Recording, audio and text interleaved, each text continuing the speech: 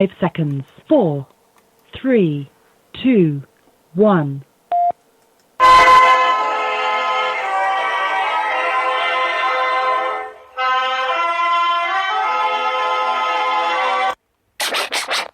But we have to pass the bill so that you can find out what is in it.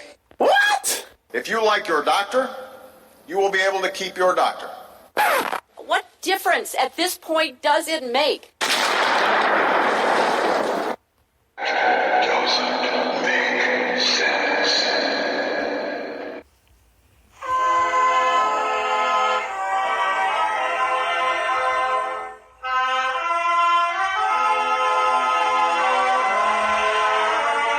If you're looking to make sense out of what's going on in the world today, then you've come to the right place. Welcome to Southern Sense Talk Radio with your host, Annie, the radio chick Ubelis, and featuring Curtis C.S. Bennett and the most interesting guests that you'll find anywhere on internet radio. And you can join the show and let your voice be heard by dialing 917-889-3675. So sit back, relax, and remember, Southern Sense is common sense.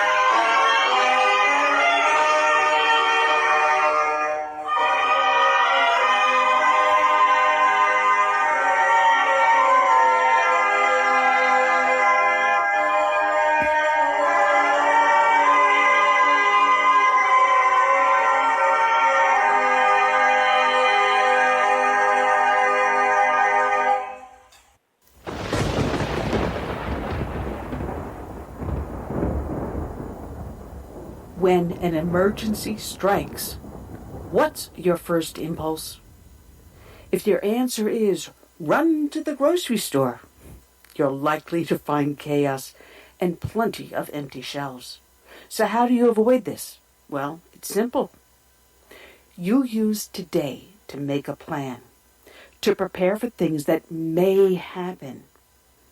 It's a hurricane, earthquake, blizzard, or even social unrest, especially in today's political environment.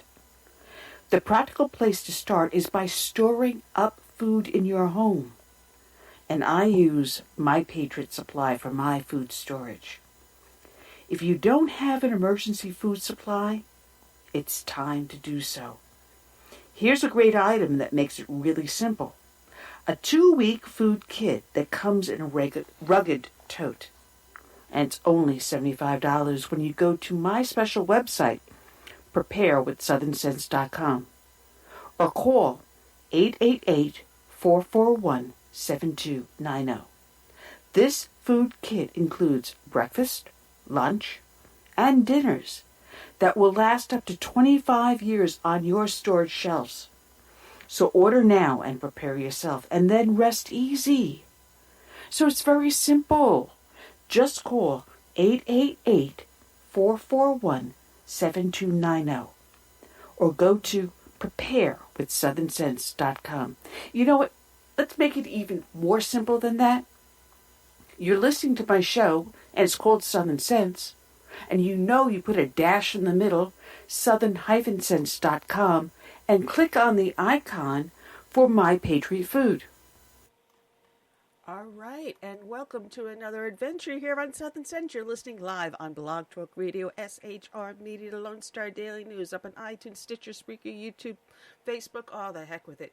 Go to the name of the show, put a dash in the middle, southern-sense.com. I'm your hostess with the mostest, the radio chick, Annie, along with my erudite and oh-so-handsome co-host, Curtis C.S. Bennett. Good afternoon, Curtis, and I did that without screwing it up this week. Yeah, you did a great job. I'm telling you, it's overcast, and I'm just waiting. I guess it's overcast because what's going on in D.C. and hopefully, and I will have some sunshine here tomorrow in Florida. What do you think? Oh, I'm crossing my fingers, crossing my fingers. We've got so much that is going on, some great guests. Going to start off the show with our RNC spokesperson returning, and we love this lady, Gunnery Sergeant Jessie Jane Duff, USMC retired. Hoorah, Jessie. She'll be joining us. And it's all Women's Day, so you're going to feel a little crowded out here, Curtis. Usually I got more men than women on, but the women are ranking today. We got Angel Mom, Agnes Gibney. She's running for Congress in California's 31st District. She's going into her primary in just a little while, just about a month from now, I believe, and she is unopposed in the primary, so she will face head-to-head with the incumbent Democrat out there, and we're going to keep our fingers crossed for her. And then we're going to close off the show with Dr. Meg Meeker. She's got a book out there called Raising a Strong Daughter in a Toxic Culture. And man, it was a really, really good book. And she put so much stuff out there.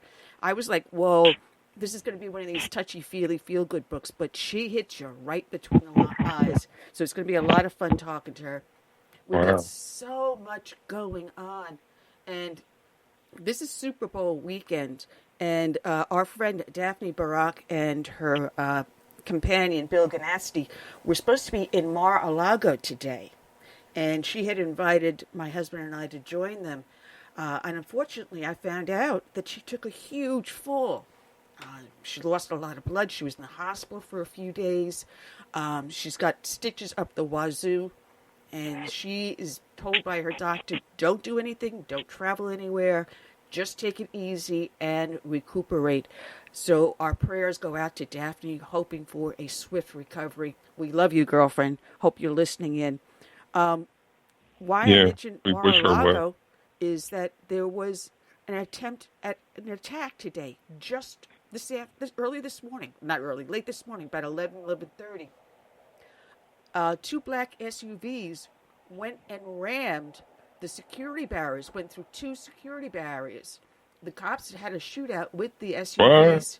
Yeah, and there are two individuals in custody. So they've got the bad guys. But there was an attempted attack on Mar-a-Lago just today. Now add that in. When I talk about Patriot Foods and I talk about the political climate and the unrest, we've got the attacks right now in Mar-a-Lago. We've got the coronavirus, whatever it is, outbreak where people are just not going out, so they need food stockpiled. But in New York City today, New York City PBA had posted a video, an Antifa video, that says, F the police. They're going to go after Madison Square Garden, the main train and subway hub. I'm sorry, Grand Central Station. And they're going to jump the turnstiles. They're going to confront the cops. They're looking to commit violence. Someone's going to get hurt because of Antifa tonight. They call it the J31 because today is January 31st. It is heating up out there, folks. So please be careful. Be aware of your surroundings. I mean, it is scary. It is getting really scary, Curtis. It is. Hey, Annie, is it next week that they have the caucus? The Iowa caucus is next week. Or week Yep. From I believe it is next week. Wow. Yep. Matter of Let fact, the games begin. I believe it's Tuesday. I know everyone's going to be making sure they're out there on Monday, and it's either Monday or Tuesday next week. So it is getting toxic out there, guys. Really. Jeez. I don't know what's going to hit us between the eyes next. And we still got this impeachment BS going on. And we're going to be talking to Jessie Jane about that.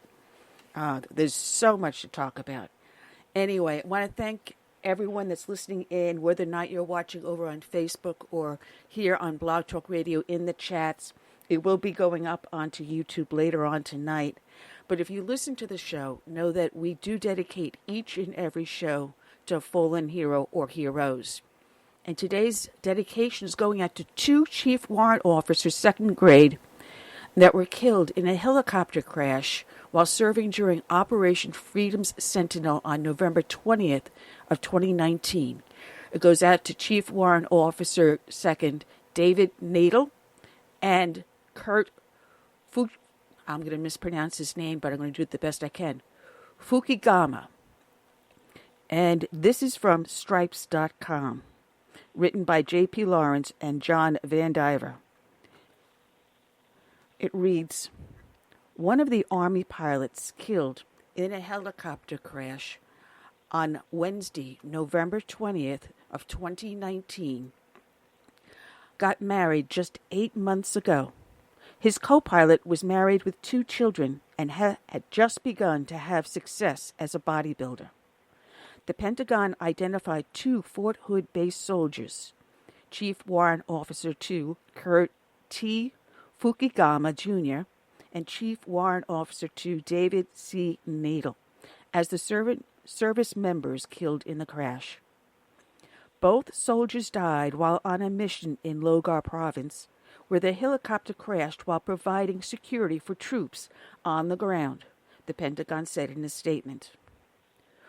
Fuchigami, 25, was from Hawaii. Knadle, 33, was from Texas. Both soldiers were Apache helicopter pilots assigned to the 1st Battalion, 225th Aviation Regiment, 1st Air Cavalry Brigade, 1st Cavalry Division. Fuchigami's wife, Mackenzie, called her spouse a strong, courageous soldier and loyal husband. The 2 met on a blind date, and the Army pilot's determination made him stand out, she said in a phone call. Fuchigami knew starting in high school that he wanted to be a pilot, his wife said. In flight school, he was known as a diligent student who wanted to be the best at what he did, friends said. He wanted a challenge. He loved his country, and he always said he was willing to die for his country, a tearful Mackenzie said. The 2 married in the spring, and she said on a Facebook post that their time together was the best months of my life. In the last messages the couple shared, Fuchigami told his wife that he loved her and was going to call her soon. The last thing he sent me was a heart, she said. Knadle entered active duty in the Army in 2013. Knadle and Fuchigami were awarded the Bronze Star Medal and both deployed to Afghanistan in October of 2019. Knadle had recently taken up bodybuilding and proudly announced on Facebook that he had lost 40 pounds and placed 2nd in his first ever competition. He could have made all the excuses about not having time or doing operations in the field without healthy food to eat, but instead he chose to change his life, the organizers of the competition said in a post online. Linda Knadle Rodante, who identified herself as Knadle's aunt, said on a Facebook post that the soldier was married with 2 children, a boy and a girl. Our heartfelt condolences go to both families and their friends during this difficult time, said Lieutenant Colonel Adam Camarero, the Soldiers Battalion commander, who added in a statement that Fuchigami and Knadle will always be remembered as part of the heroic legacy of the 1st Cavalry Division. The Taliban claimed to have shot down the helicopter in a statement. However, Fawad Ayman, Afghanistan Defense Ministry deputy spokesman, denied the claim and said the crash occurred due to a technical problem with the aircraft. The crash destroyed the helicopter, which was participating in a night raid, said Didar Lawang, a Logar province spokesperson. There have been 19 U.S. combat deaths in Afghanistan in 2019, the deadliest year for American troops in the country since international combat operations ended in late 2014. The burden of deaths is carried by family and friends. Edward Mitchell, a flight instructor at Fort Rucker, Alabama, could barely speak about Fuchigami without choking up. The Mitchell family adopted Fuchigami after he began flight school at Fort Rucker in April of 2017. He was quiet, but he would give you the shirt off his back once he got to know you, Mitchell said. He became like a brother to my sons, Mitchell said over the phone, his voice cracking. He would give his time freely to those boys.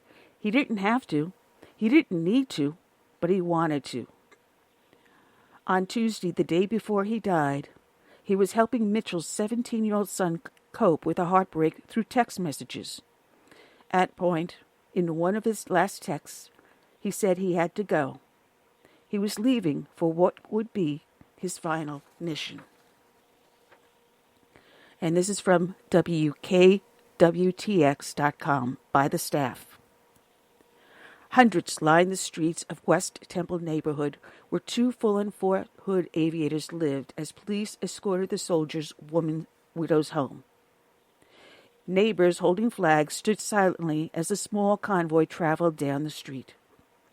A day earlier, Fort Hood identified two soldiers who were killed when their Apache helicopter crashed in Afghanistan as Chief Warrant Officer 2 David C. Knadle, 33 of Texas, and Chief Warrant Officer 2 Kirk T. Fuchigami of Hawaii, who were both assigned to the 1st Cavalry Division's 1st Battalion. Mackenzie Fuchigami traveled to Dover Air Force Base in Delaware for the return of her husband's body, while Silky Knadle did not make the trip. People close to the pair said Knadle made up with Mackenzie as she returned to Central Texas, and they rode home together. President Donald Trump and First Lady Melania Trump also flew to Dover to pay tribute to the fallen soldiers. Mr. Trump has described the Dover ceremonies as some of the toughest things he had to do as a commander-in-chief. The city of Temple lowered flags to half-staff in honor of the fallen soldiers. We are forever grateful to their sacrifice and service. We send our condolences to their loved ones, the city said on a Facebook post. Both soldiers deployed to Afghanistan in October of 2019. Knadle joined the Army in April 2013, and in April 2015 was assigned to the 1227 as an Apache pilot. His awards and decorations include the Bronze Star Medal.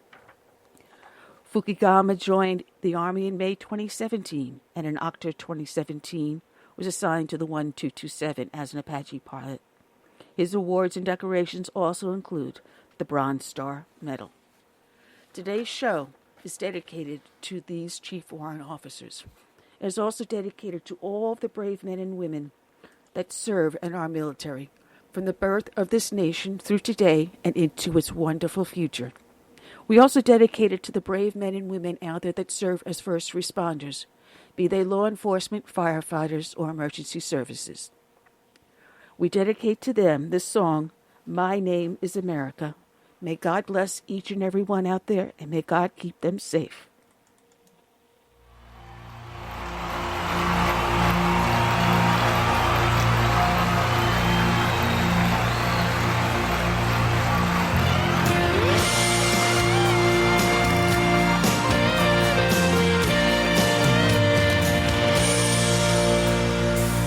In the grip of oppression, I fought for my liberty. I paid with the blood of my people. Freedom has never been free. Now my door's always open to dreamers and friends. When I'm attacked, protect and defend, because my name is America. I stand proud and free. My name is America. Don't tread on me. I cannot be broken. I cannot be shamed. I'll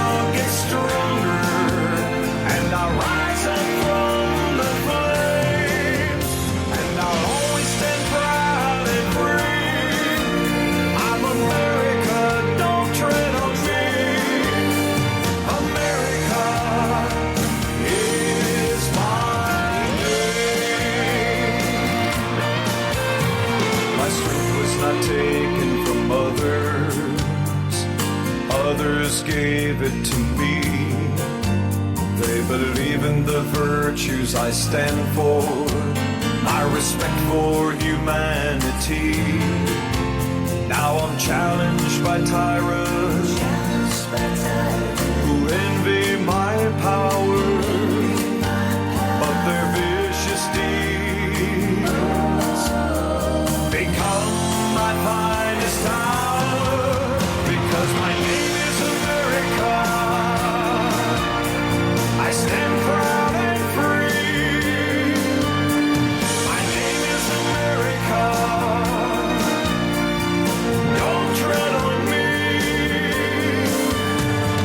I cannot be broken. I cannot be shamed. If you hurt me, I'll get stronger, and I'll rise up from the flames, and I'll always stand proud and free. I'm America, don't tread on me. America is my name. For those who need me, I'll always be here. For those who will harm me, I'll face without fear. But I'll always stay proud and free. I'm America, don't tread on me. I'm America, yes, America is my name. Is my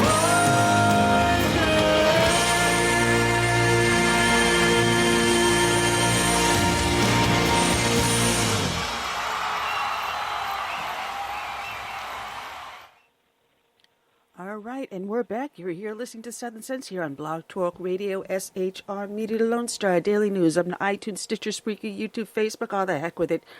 You listen to this so many times, you know what I'm going to say next. Just go to the name of the show, put a hyphen in the middle, southern-sense.com. I'm your hostess with the mostest, the radio chick, Annie, along with my co-host, Curtis C.S. Bennett. Oh, man, Curtis, we got ourselves a rock and roll show lined up here, and there's so much to talk about. Sure do. Yeah, you know, we're going to have Jesse Jane Duff calling in a little while. But I want to talk about some hypocrisy we have in our elected officials. Now, just remember, it was just this past week that in Virginia, they had the pro-Second Amendment gun rally. And the elected officials in Virginia are doing their damnedest to take the guns away from legally owned and peaceful citizens of the state of Virginia. And we saw the massive rally, which most mainstream media did not want to really talk about. Well, guess what? One of these very same politicians, to show the hypocrisy, at 2 a.m. last Sunday, he was stopped in a routine traffic stop. And a member of the Christiansburg Police Department pulled over Democratic State Delegate Chris Hurst on the suspicion of drunk driving. Now, he blew a .085, which is way above the legal limit. But he didn't get arrested because he had his girlfriend in the car, or wife in the car. He did not get arrested. He was behind the wheel driving and was not arrested. What the trooper did was take the keys away from him, give them to his lady friend, had her drive him home. Now, here's the kicker. State delegates in Virginia cannot be impeached or removed from office while they're holding that office. So he cannot be removed. Any Republican did this, there would be calls for his head. Came up with something crazy like that. Called for that person's head on a silver platter, calls for resignation, calls for the cop who did not charge him to be, I don't know, put before a review board, asked why did you do your, fired, called for that cop to be fired. But because it's a delegate in now the liberal state of Virginia, he walks away. The man committed a crime.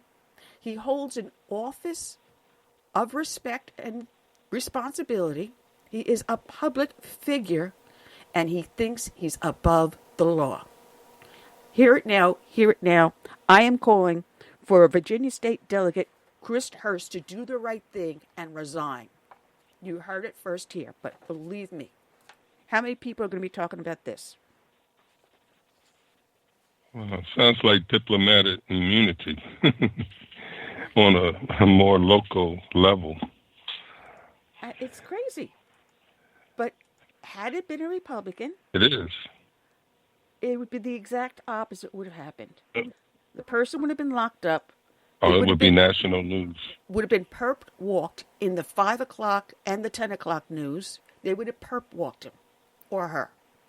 But because it's Virginia and it's a Democrat, and Virginia laws say that you don't have to impeach him or toss him out of office because he holds office.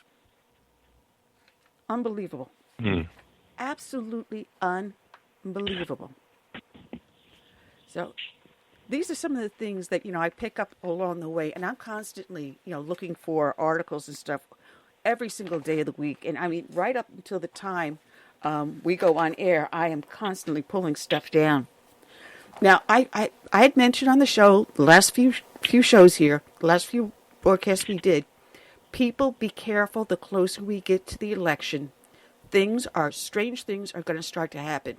Now, I mentioned the Antifa action going on in New York City today. They're going to go tonight into Grand Central Station. They're going to jump the turnstiles. They're going to aggressively go after the cops. Someone is going to get hurt. So New York City is on major, major alert. And I blame this all on Governor Cuomo and Mayor de Blasio for not bringing in rain on these terrorist thugs. And that's what they are, terrorist thugs that are doing this. So they've allowed this to happen. So I'm telling people out there. Well, they look at these guys as freedom fighters. That's the way they look at them, as freedom fighters on that side of the aisle, and that's why they get away with so much.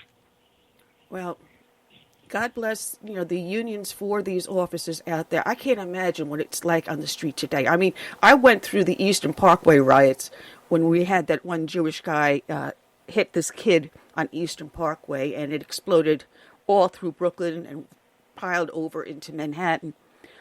Now, I worked those, but this is just above the pale, what's going on. Now, we say Antifa is being backed by George Soros. I've said this before, right? You've heard me say that? Most certainly. Well, American Action News posted up on their website that George Soros is predicting economic collapse just before Election Day. Now, every time George Soros has come up with one of these predictions, he's been correct. When the pound was collapsed in Great Britain, he predicted it. But who was behind that currency collapse? George Soros. When we had the currency collapsing in Greece, who was behind that? George Soros. Who was behind the Occupy movement? George Soros. Who is behind the Black Lives Matter? George Soros. Who's behind Hands Up, Don't Shoot? George Soros. Who is backing Antifa? George Soros. Who is backing all these Democratic candidates running against Donald Trump? I will say to a person, George Soros. He's going to pull something. He is going to pull something, folks, and we're going to have to be prepared. It's going to be something to do with our finances, and he's going to try to cause a huge economic collapse here in the United States. Well, I think he's up against a mastermind himself, Trump. I mean, to give such a warning ahead of time, that gives Trump plenty of time to come up with countermeasures. Yeah. The man is smart for a reason. He's successful for a reason. How about arresting him for treasonous acts? And we all... Inciting violence. Yeah. Let's see him being led away in handcuffs. Yeah. Yeah, Perk walked. Yep. So we've got I'd our love guest. to see that. Oh, George Soros in handcuffs. Oh, that would make my day. Oh, that would be Christmas, Easter, birthday, all tied into one. Let's welcome aboard. I love this woman dearly. Gunnery Sergeant Jessie Jane Duff, USMC retired, calling into us. I'm in the heart of the Tri-Command right outside of Paris Island Gateway. Good afternoon, Jessie Jane, and how are you today? Good afternoon, Motivator. It's great to be here. I was just fantasizing George Soros being led away in handcuffs, so sorry about that. Well, I guess we can all dream, right? Man, there is so much to talk to you about. I had half a dozen different things picked up from you. Let me just get my notes here together. I'm a little bass-ackwards today. There is so much that's going on today, and I don't even know where to start. I started with my notes last night, and we've got the impeachment hearing still going on. What a circus. I never thought I would ever see something like this in my lifetime. But, it's a complete joke. Oh, yeah. It's really something that shows that the partisan anger and deflection that the Democrats are doing has stooped to a level that I never dreamed possible. And I mean that with all sincerity. We've seen bickering, we've seen squabbles, we've seen disagreements, but to flagrantly go onto the House floor and lie and simply not present the case in a way that is reasonable or fair, to not allow the president to even defend himself, and then to go vote on these articles of impeachment that had no grounds or impeachable offenses listed. Then when it lands in the Senate's lap, then turn around and force or push the Senate to call more witnesses, although they had rushed it through the House and failed to call those witnesses themselves. It is not the Senate's responsibility to add or do more diligence than that in which the House had provided them. They are going off of exactly what the House provided to them in those articles of impeachment, and based upon those articles, there was no impeachable offense. And let's add on to this, there was no impeachable offense even if Bolton had testified or any other of the three stooges that they probably wanted to bring forward, because the facts are that there was no quid pro quo, there was no obstruction of justice, there was nothing that this president did that would be grounds for impeachment. Well, I'm willing to bet Nancy Pelosi wants to bee-slap Adam Schiff because when he was being questioned by members of the Senate, he told the senators this. He said they could not, quote, rely on what was investigated in the House, unquote, and they must call for new witnesses, beginning with the former National Security Advisor, John Bolton. So in other words, Adam Schiff, in those few words, said, we didn't do our job. We were so inept and so corrupt, we didn't do what we were supposed to do by the Constitution, so we're asking you to take over our powers granted to us in the Constitution, and you do our job for us. Oh, that's exactly what they were trying to do. They didn't present a solid case, and now they're going to run around, watch this, and deflect on the American people and say that this was not a trial that was seeking the truth, when in fact that is exactly what they did in the House. They did not seek the truth in the House. And to suggest the Senate is not doing this fairly, they're going to vote on it. These senators are going to vote, and it appears that they will have the 51 votes needed to not go forward with calling more witnesses, and the case will be dropped. This president will not get impeached by the Senate.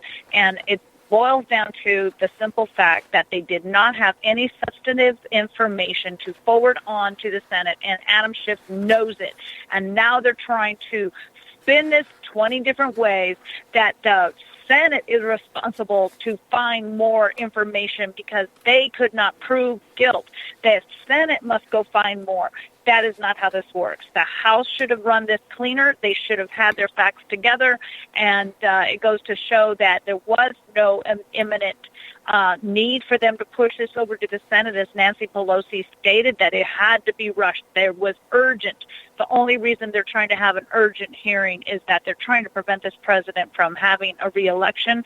They're trying to derail him from re-election, and at any cost, despite the success he has given to this country, despite the success that the American people have found underneath this president. So it's really tragic that we have such deceptive players in the House that would push forward such a sham of an impeachment that is dishonest and clearly demonstrates that many of these elected officials had no hesitation flagrantly lying to the American people. You know, it's amazing because as this show, Dog and Pony show, is going on, Trump he just seems to be glowing. The more they do this to him, the more he gains strength. So he's had his rallies in New Jersey and just recently in Iowa. He's going forward full steam ahead. He's passed the USMCA. He's signed that into law. He's made the deal with China. He's now getting a deal made with France. He has pushed the Keystone Pipeline forward, something we could not do for the full administration of Obama and George W. Bush. We could not get it moving for 2 presidential administrations, but he's got Keystone going forward. We're seeing his approval rating numbers skyrocket. And we're seeing a jump in his approval ratings with Black Americans go up 17%. These numbers are phenomenal. Oh, absolutely. When you look at the fact that we've had record low unemployment in the history of this country, women unemployment is at record low, African American, Latino, Asian American, all record low unemployment. Bottom line, record low unemployment for all Americans across every sector, every board. Even veteran unemployment dropped 37% from where it was at under the Obama administration. It's now at a record low. I believe it's 2.5. I could be wrong, but it's under 3%. This was unheard of in the previous administration. And even the previous administration had said, what is he going to do to make these jobs? What does he have? A magic wand? Well, yes, I guess he does, because President Obama failed to give businesses an opportunity to grow and hire more people and to get our economy going because they were so burdened with regulations. This administration has cut 13 regulations for every one that they have implemented. Those regulations were suffocating the American economy, suffocating businesses from growth, and now we've got businesses coming back to the United States. We lost over 200 million jobs to China in the first part of this decade, from 2000 to 2010, and President Trump has reversed course. People who wanted cheaper products did it at the cost of having their neighbor and their friends not have a job, because we were going after cheapness versus American prosperity. And the president has said, no, you can have American prosperity and not cause your wallet to collapse in the process.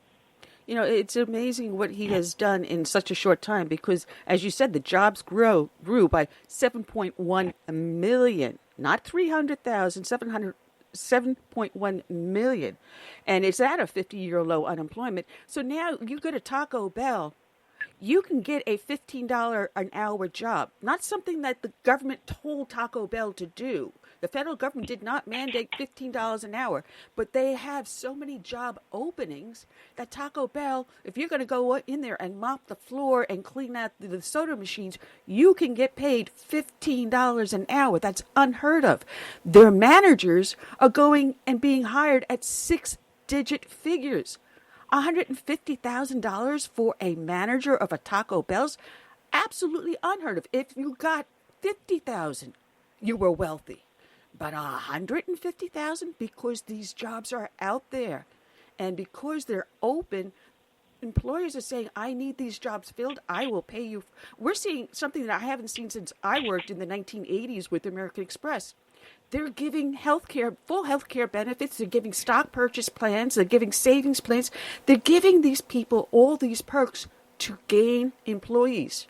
They're trying to woo them in because they need quality people to fill the jobs. And there's just so many jobs are not being filled.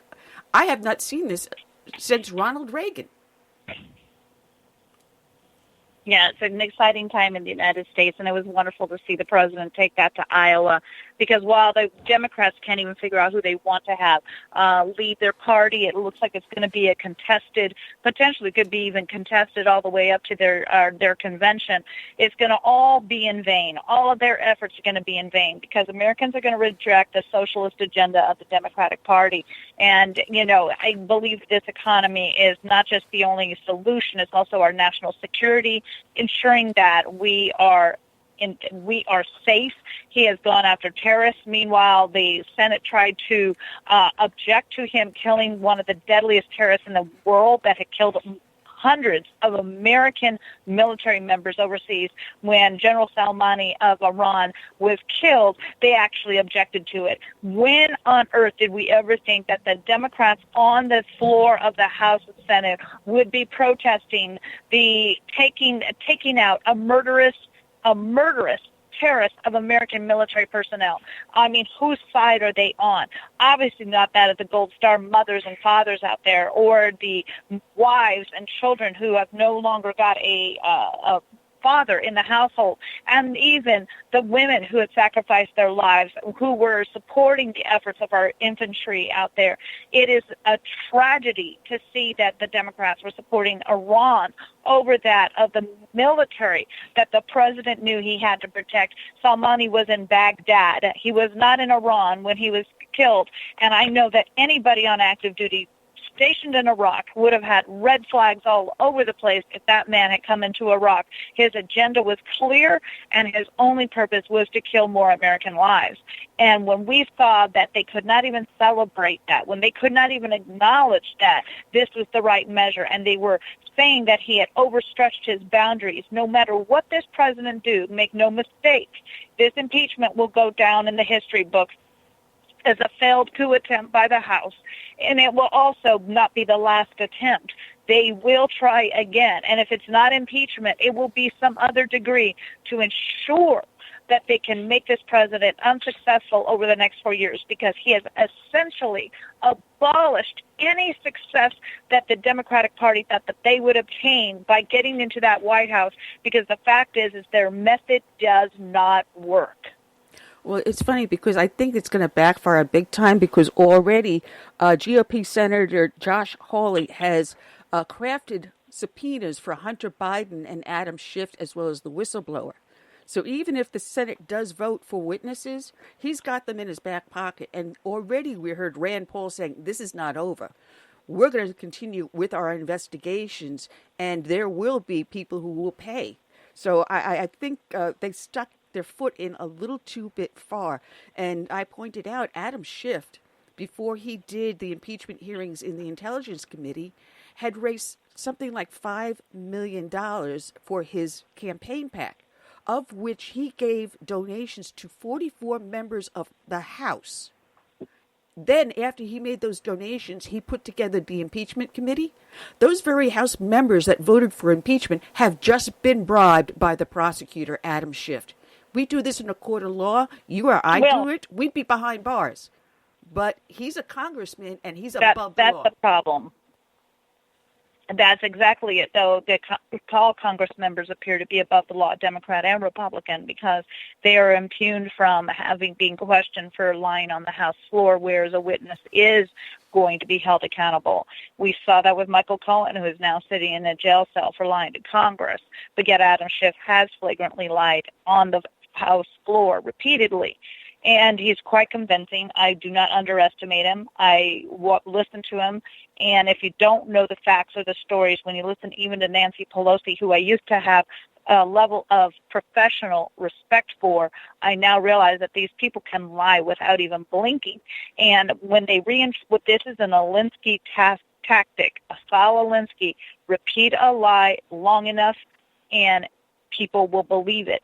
And that's exactly the script they have held to, that this president had tried to obstruct Congress, which in fact is not an impeachable offense, because as I recall, we have 3 branches of government, and the president will consistently give Congress heck because it's his job to push back on them when he feels that they're being unreasonable. There are 3 separate branches.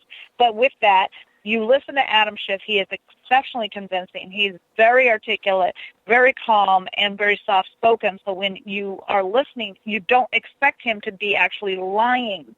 But he is, especially for those of us who have explored this and listened to it. And you can find most of the White House defense team on YouTube. And if you go back and just watch each one of these attorneys explain the process, you have hit the nail on the head. Hunter and Joe Biden got the worst exposure they ever dreamed. What Nancy Pelosi and Adam Schiff essentially did was they threw a wrench in Joe Biden's campaign to be president, whether that was inadvertent or advertent, for them to suggest that Burisma had nothing to, was of no concern or effort, yet they mentioned it hundreds of times when they were on the House floor. They were deflecting. Again, they were deflecting because the crimes that we can see were committed were brought to national attention over a period of years. And all they did now was bring it to the American public.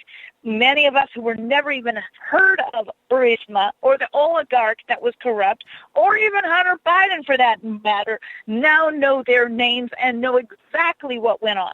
And I don't see how Joe Biden could ever overcome that in his presidential bid. It'll be his third time running for president, and he had failed twice before. He will fail again, and I don't know what the end result will this be. We've seen many corrupt Democrats seem to just slime away, but I dare to say they have built a wall of distrust that the American people will have with them for years, if not decades to come. It will take a long time for them to never forget how they undermined a duly elected president with a fake dossier that was pushed by people in the very Senate to the FBI to try to get this campaign under electronic surveillance. Then had these the FISA warrants that were issued falsely, all under the nose of the Department of Justice, all under the nose of the Obama administration, all funded by the Hillary Clinton campaign, the fake dossier. How on earth they're haven't been held accountable is beyond me, but I will say the American people will not forget,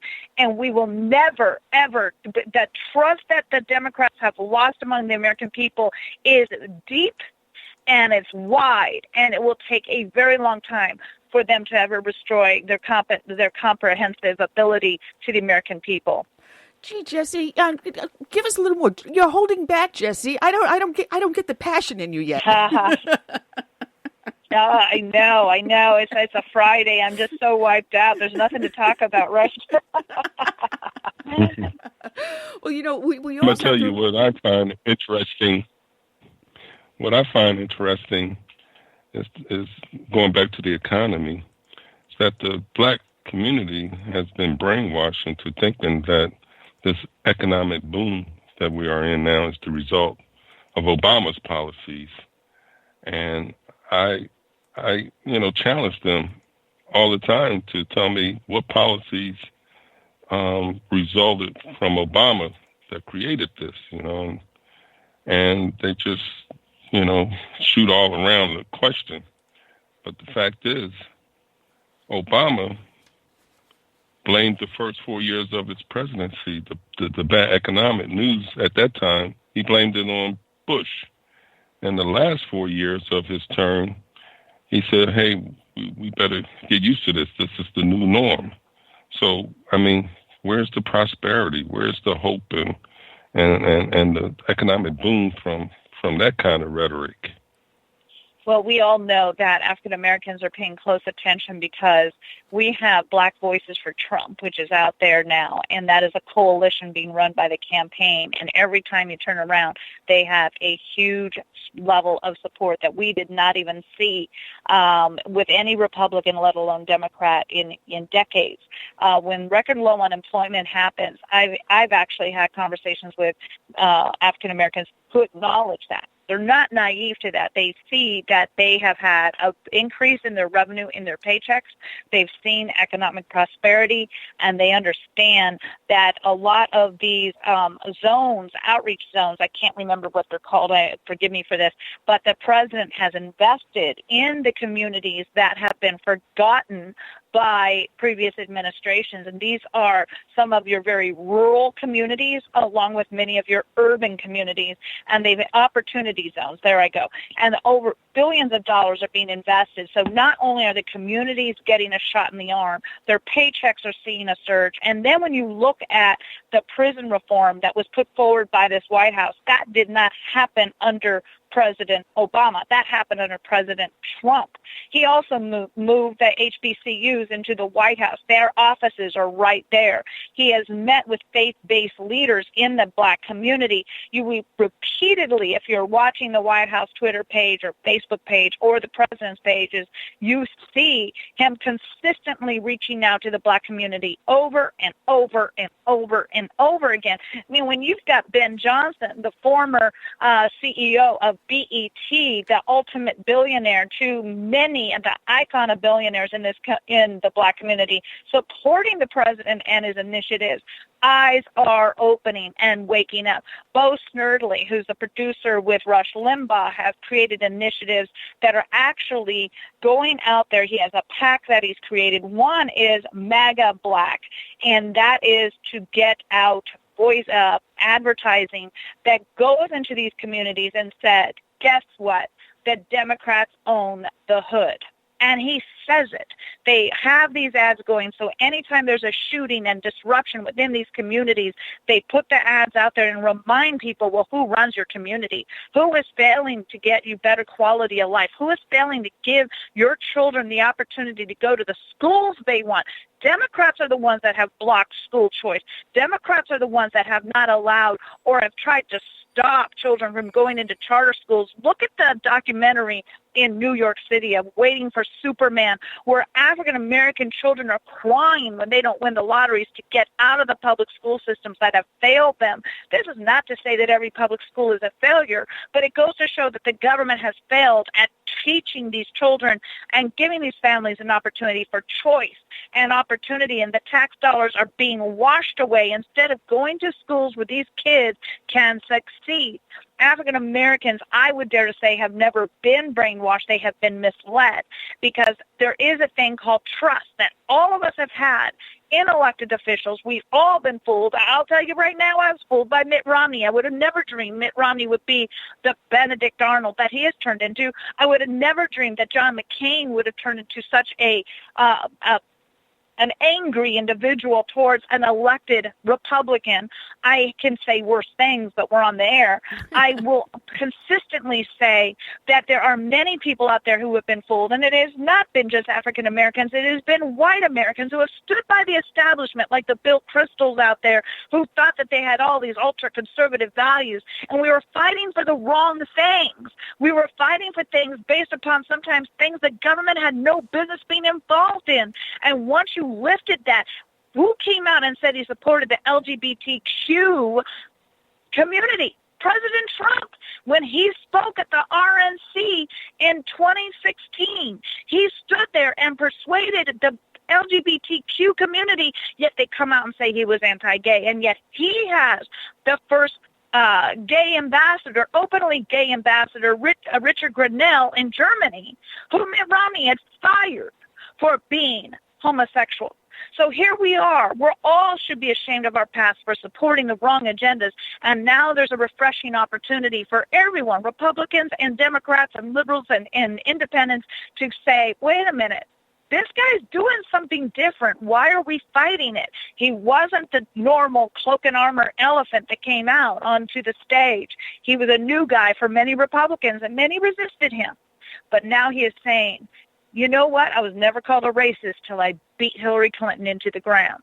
I was never called a racist. I was never called a homophobe. I was never called anti-woman until I beat Hillary Clinton. And the fact was is because Hillary Clinton could not give up power, and nor could that Democratic Party. And now they will do anything. They'll claw your eyes out. They will scratch your teeth. They will throw you into prison to keep their power. And when they started talking in this impeachment about We have to remove him because the American public cannot reelect him. That's literally what they were saying in so many words, that you cannot reelect him because he's going to steal or cheat or lie at this election. He's trying to convince the average American that he will steal the election. That's why we got to remove him. You know what? That sounds a whole lot like communism. That's how the Soviet Union took over. That's how Vietnam fell to communists. That's how Venezuela fell to Maduro. They persuade you that, oh, you don't know what you're doing. This is a wrong person. You can't vote for him. They want to take away the very process that our founding fathers gave us, which was a fair and decent and honest election. There was no evidence of corruption in our election other than, some Twitter handles and some Facebook handles with Soviet or Russians trying to do their advertising, but they were honestly just trying to cause chaos on both sides. There's no evidence that this president was siding with Russia, and that is a fraudulent argument. So I dare to say that a lot of people are now woke. A lot of people are woke. And let's just pray for this president every single day because we have to protect him. We've got a long journey in front of us, and if we do not pray for him, only Almighty God can protect him because, honestly, the evil that surrounds him is pretty deep in this swamp in which I dare to say I live. Well, it's a shame because today it's the Super Bowl weekend start, and he has a huge party that goes down to Mar-a-Lago. Matter of fact, a friend of mine was supposed to be there with her life partner, and they had invited my husband and I to go, but she had a bad fall. So, of course, I'm still here in South Carolina. But there was 2 SUVs that crashed through 2 barriers at Mar-a-Lago this morning around 11:30. So they are not only just attacking him politically, but they are still trying to attack him physically. So I pray for the safety of this president. I really, truly do. Because the closer we get to this election, the more violent it's going to be. Up in New York City today, there's going to be an Antifa riot in Grand Central Station. They have a video out there. And my friend, who's the president of the PBA in New York City, made sure it was posted out there. So every single cop out there, whether you're on duty or not on duty, you are aware that you're going to be coming under attack by Antifa today. They call it J31, and it's called F the Cops. I'm not going to say the actual word on air, but F the Cops, the very men and women that I served with. Just, it doesn't matter if we're there to protect your mama and your babies, but F the Cops anyway.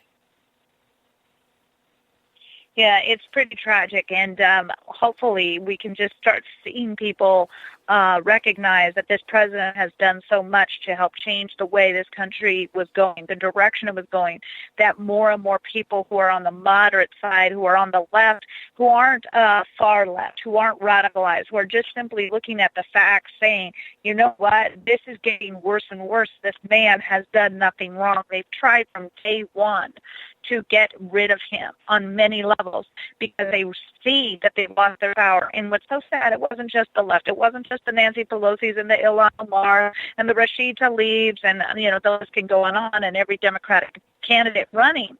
It also is people within the Republican Party. We had Paul Ryan barely give him any support, if at all. We had the Bill Kristol, like I said, who was kind of like the pinnacle of conservatism, walk into getting retweeted by Hillary Clinton and embracing it. We've had people that just fill themselves with so much anger and despise this man for reasons in which I cannot explain. I've actually met the president. He's sharp. He's smart. People try to say the exact opposite, but when you meet him, you see he knows every topic. He understands exactly what you're speaking to. He knows how to participate in any issue in which is presented to him. And at the same time, he loves this country. He's donating his paycheck. For anybody to say he's profiting off of this, he's the only man that will come into office and leave of less value than when he came into office, whereas every other has profited off of this nation. And we're now seeing how Joe Biden's own family, and we've known this for years, but nobody ever wanted to talk about it. So shame on him for running for president, because now we're talking about it. His brother was making a profit. His son has made profits. His sister was making profits. I mean, it is ridiculous and obscene at how much money his family was profiting off of his connections by being the vice president of the United States.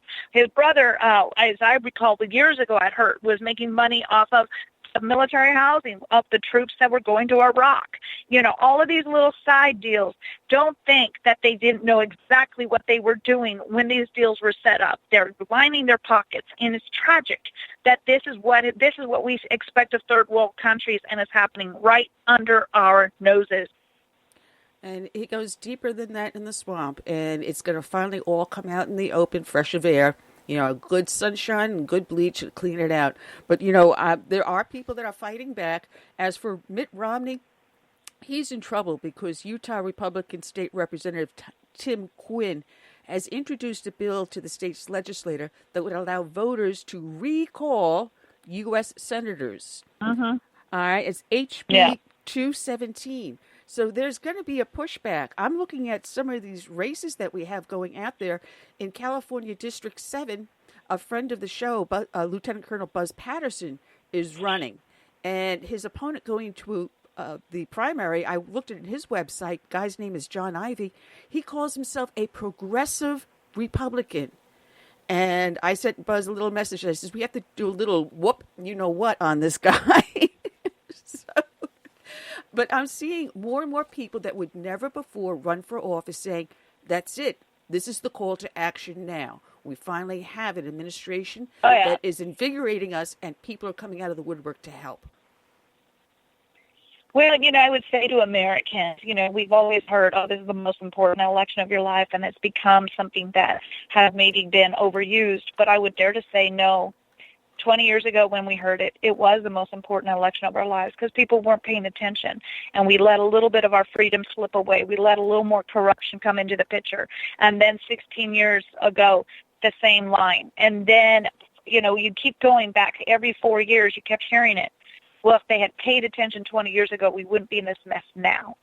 So it is every single time the most important election, because if you look at what has happened to our country and the deterioration of our jobs, our economy, our manufacturing, how much we lost over the we almost have a lost decade of financial ruin in this country, so to speak. The lowest growth, was under the Obama administration. It was an anemic economy, anemic. It just was not growing. And you look at where we are now, it is not a quick fix. It has to sustain itself. It has to have an opportunity to build upon this. And people cannot lose this. If they squander it away to the Democrats, and there were over 30 that got Republicans and Trump supporters to vote for them in the previous election, the last election in 2018.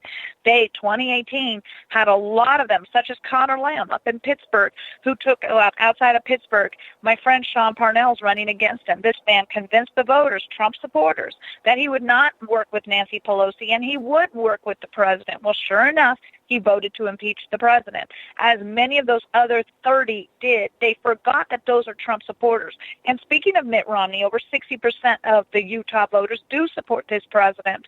And the recall initiative that was brought forward by that state member, it was something he had been working on for some time. It didn't come out of the woodwork, and he did try to say to the press that, no, this is not directed at Mitt Romney. But I found it very interesting that he even brought up Mitt Romney's name. Mitt Romney has proven to be a Benedict Arnold.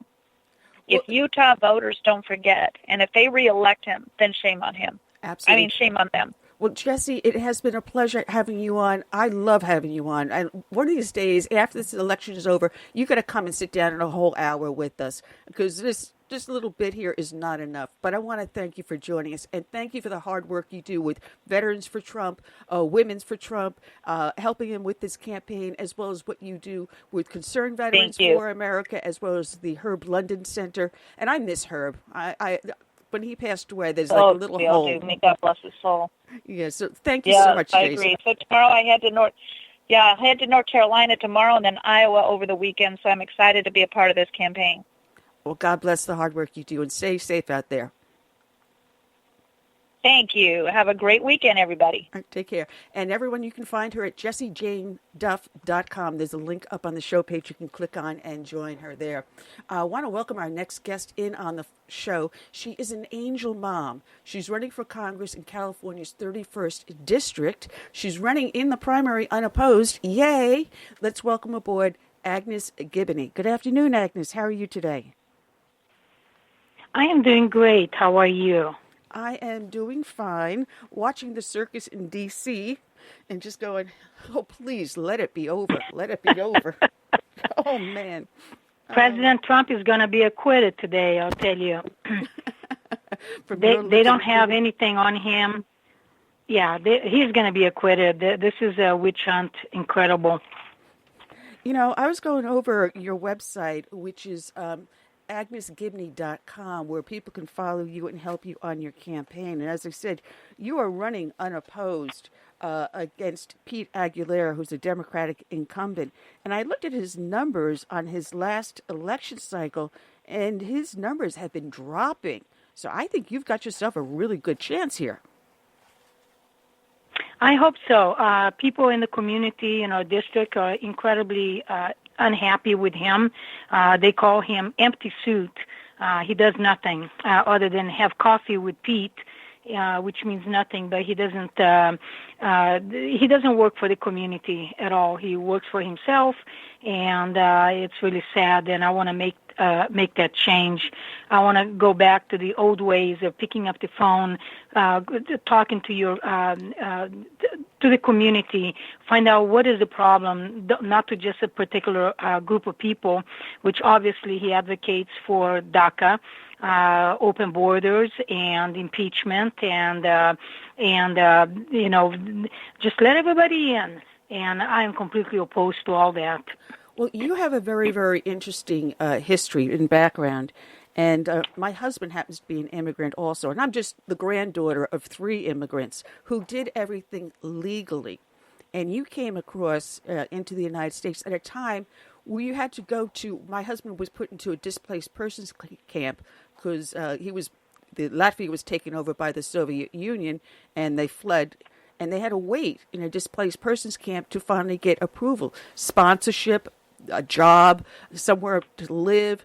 You have to sign a statement saying that you're not going to be a ward of the state, take no state money, no federal money or anything like that. Very same things that your family did, where he was able to do that with his family. I believe it took them 3 years, but it took you and your family a lot longer. And you had to go through South America. Right. What happened was when my parents tried to escape Hungary after the Soviet Union invaded Hungary, they got caught because I woke up in the middle of the night crying. They took everything away from them, their suitcases, their money, everything, but did not arrest my parents. It was my mother, my father, my brother, myself. I was 2 years old. My brother was 5. And so in January of 1957, they went for the border again. This time they concocted, through a friend of my mother who worked at a pharmacy, some to help me sleep through the journey, because they went to the last train station, and from there they had to walk across the border. And they succeeded crossing into the former Yugoslavia. My father was born in Yugoslavia, so obviously they wanted us to stay there. And my mother said, no, we're going to America. Because my mother refused, they would not allow us to go to the American embassy, giving us 3 choices of going to South Africa. My mother said, forget that. Austria, which is right next door to Hungary, she goes, no way, or Brazil. And we immigrated to Brazil, where we lived for 13 years. And my parents applied 3 times. The first 2, the application lapsed, and the 3rd time we were successful. And so we immigrated legally to the United States. My father had a job contract. They had to sign a document stating they would not apply for any public assistance. And the major thing is we immigrated here as stateless, meaning we didn't belong anywhere because our Hungarian government took our citizenship away. So when I became a U.S. citizen in June of 1983, this is the only citizenship I have, and I have taken my oath of citizenship incredibly seriously. And with all respect, I respect this country for giving me a home, a country to call home, and the country that I love and respect. So therefore, I'm fighting for this country because what the Democrats and the liberals are doing, they're destroying piece by piece, attacking our Constitution, and taking our freedom away little by little. and people haven't even noticed. But this change has taken a few years. It hasn't just started with President Trump being elected to office. This change started a good 30 years ago. Oh, absolutely, absolutely. Now, Agnes, we do have a call that's been waiting in on the line. He wanted to ask a question about immigration. Let me bring the gentleman aboard. Panky, you have a comment or question for our guest who's running for Congress, Agnes Gibney? Well, yes, I was hoping to catch that last guest, but there was 2 points. One, I don't know if you know of the program that where undocumented have been getting home mortgages through the I-10 number that the IRS issued to a undocumented immigrant who can't get a Social Security number. It's ITIN, Individual Tax Identification Number. Now, they have been taking these to home mortgage companies and buying homes, also getting a credit card. And we're talking about billions in loans. Now, what did that mean? Well, once you have signed your closure papers at the realtor's office, now you show an address by which you can go to the voter's registration, and you can register to vote in that district, even though you're undocumented. And not only that, you can get your driver's license. That further complicates things. So I don't know if people knew about that, but it's something. This is how the Democrats build their base. Quietly.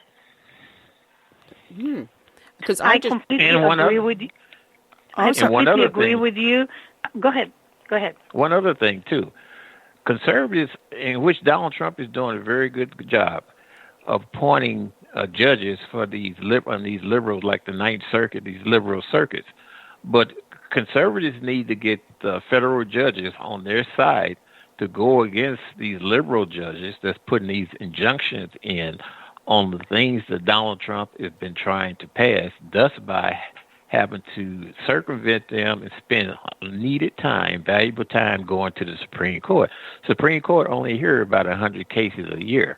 And we know that Donald Trump has had more than 100 of his proposed legislation knocked down by these liberal judges. We need to find and secure federal judges that can persuade from, a conservative view. Those are 2 things I wanted to put out there. Thank you very much. Thank you. If I may make a comment, sir, I don't know what your first name is. I didn't get that, but I agree. We should not be giving driver's license to illegal aliens at all, because that just opens doors to voting fraud and all kinds of other things. I understand. There was an area in Texas they call the Colony. They are selling properties, 1/3 of an acre lots to illegal aliens. But you see, if they foreclose on those lots, on the traders that they put on these lots, it goes back to the lender. So it's a double dip for them. And I think it ought to be against the law. You see, you as an American citizen cannot go to Mexico and buy a house, buy any property in Mexico at all. And we should do the same in this country, because why should we give them that opportunity to purchase something here? Driver's license, no. Getting mortgages, and who's paying for that when they default on those loans? We, the taxpayers, pick up because the interest goes up. And I agree. We need to appoint more conservative judges in the federal courts, and remove in lower courts the liberal judges that are facilitating criminals from being prosecuted. In my case, just so you know, when my son's murderer was prosecuted, the judge convinced him to take a plea bargain from first-degree murder down to voluntary manslaughter, because then he would have a chance of having a life with his children. I will never have a life with my child, because my child is 6 feet under in a coffin. But the judge convinced that illegal alien gang member to take a plea bargain. And those judges need to be they need to be removed from office because they're creating more crime and more victims in our country. You know, this I find Well, interesting. Thank you very much. Well, thank you, Panky. I'm going to put you on mute for now. So if you have another question later on, press 1 twice, and I'll see you go off and back on. Okay. This is a curious question dealing with these loans because I just recently refinanced my house. And in those loan documents, one of the questions I had to answer, which was a court affidavit stating that I was a U.S. citizen. So I don't understand how under FHA law and federal lending laws that you can give a loan to someone who is not a legal resident of the United States. That's something to look into. Are these loans legal? Mm-hmm. Yeah, it would be very, very interesting. And, you know, when the driver's license were given to illegal aliens, they said that there was a marking on the driver's license that said not for federal purposes. But when you acquire a loan, a second mortgage, or refinance your home or purchase a home, you're right. You have all these questions, and you have to show a history of employment. How do they prove that? If they're here illegally and not able to work, well, they have the ITIN number, but they shouldn't be able to purchase a home like that. They just should not. Yeah, so I'm questioning whether the legality of those loans, and I'd be curious to find out who the lender is. I know Bank of America a number of years back was giving credit cards to illegal aliens until there was a public outcry, and someone in the federal government said, "Bank, you can't do that. They're not legal residents of the United States." I know that my mother lives in the Virgin Islands, and she had to prove that she is a U.S. resident when she took a bank account out near me, because she has a second home here, so she can have her funds both there and here. So there are requirements that have to be met, and whether or not these lenders are circumventing them, there are some unscrupulous lenders out there, and that would be worth a real investigation. But you are an expert on illegal aliens, having lost your son in a very tragic way, and just recently he was released from prison. And for some reason, ICE wasn't going to be told. Right. It has been an absolute roller coaster since August that I received a letter from the California Department of Corrections and Rehabilitation telling me that his release is scheduled for November 23rd. And so I kept contacting ICE and Voice and asking, okay, what's happening? They're not being notified. And that's all I was being told. ICE is not being notified. California being a sanctuary state, they're not allowed to go into prisons to detain a prisoner because they don't know when they're coming out. And in that clause, in that letter, it says November 23rd, but it could be 1 or 2 days before. Well, ICE couldn't sit in front of the prison for 3 days and 3 nights waiting for him to come out. So until the very last minute, I reached out to anybody and everybody I could. I was not going to give up on this, not only for my son, who no longer has a voice that this individual murdered, and I don't care if my son was not the intended target. Somebody else was going to be in my shoes. And so anyways, they moved up his date to November 22nd, Friday. ERO went in, part of a division of ICE, and removed him, apprehended him as he got released, and immediately put him over the border. Now, the question that I have is that I haven't been able to have anybody answer, since it was not a judge that ordered him removed legally through a court of law. If he comes back a second time, what would happen? Would they be able to charge him for illegal re-entry? And this is where I say we need to buckle down on these illegal aliens that take us for fools and disrespect our country, our land. They have no respect for our laws, for our citizens. And I'm not saying all illegal aliens are like that. But those that are, we do not want them in our country. It should be easier to deport these criminals from our country. Why are we allowing them to stay, to easily come back after deportation, to continue victimizing somebody else's family? This loss of my son on the 28th of January would have been 47 years old. I went to celebrate his birthday by his graveside with a cake, 4 and a 7 candle, and I sat, I cried. My son should be here. He should be here to blow out his candle. I should be able to buy my son a gift for his birthday. Go out, take him out to dinner. I can't do any of that. Haven't been able to.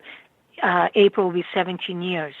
Nobody should be sentenced to that kind of pain and suffering, because we, as a country, cannot be tough on immigration laws.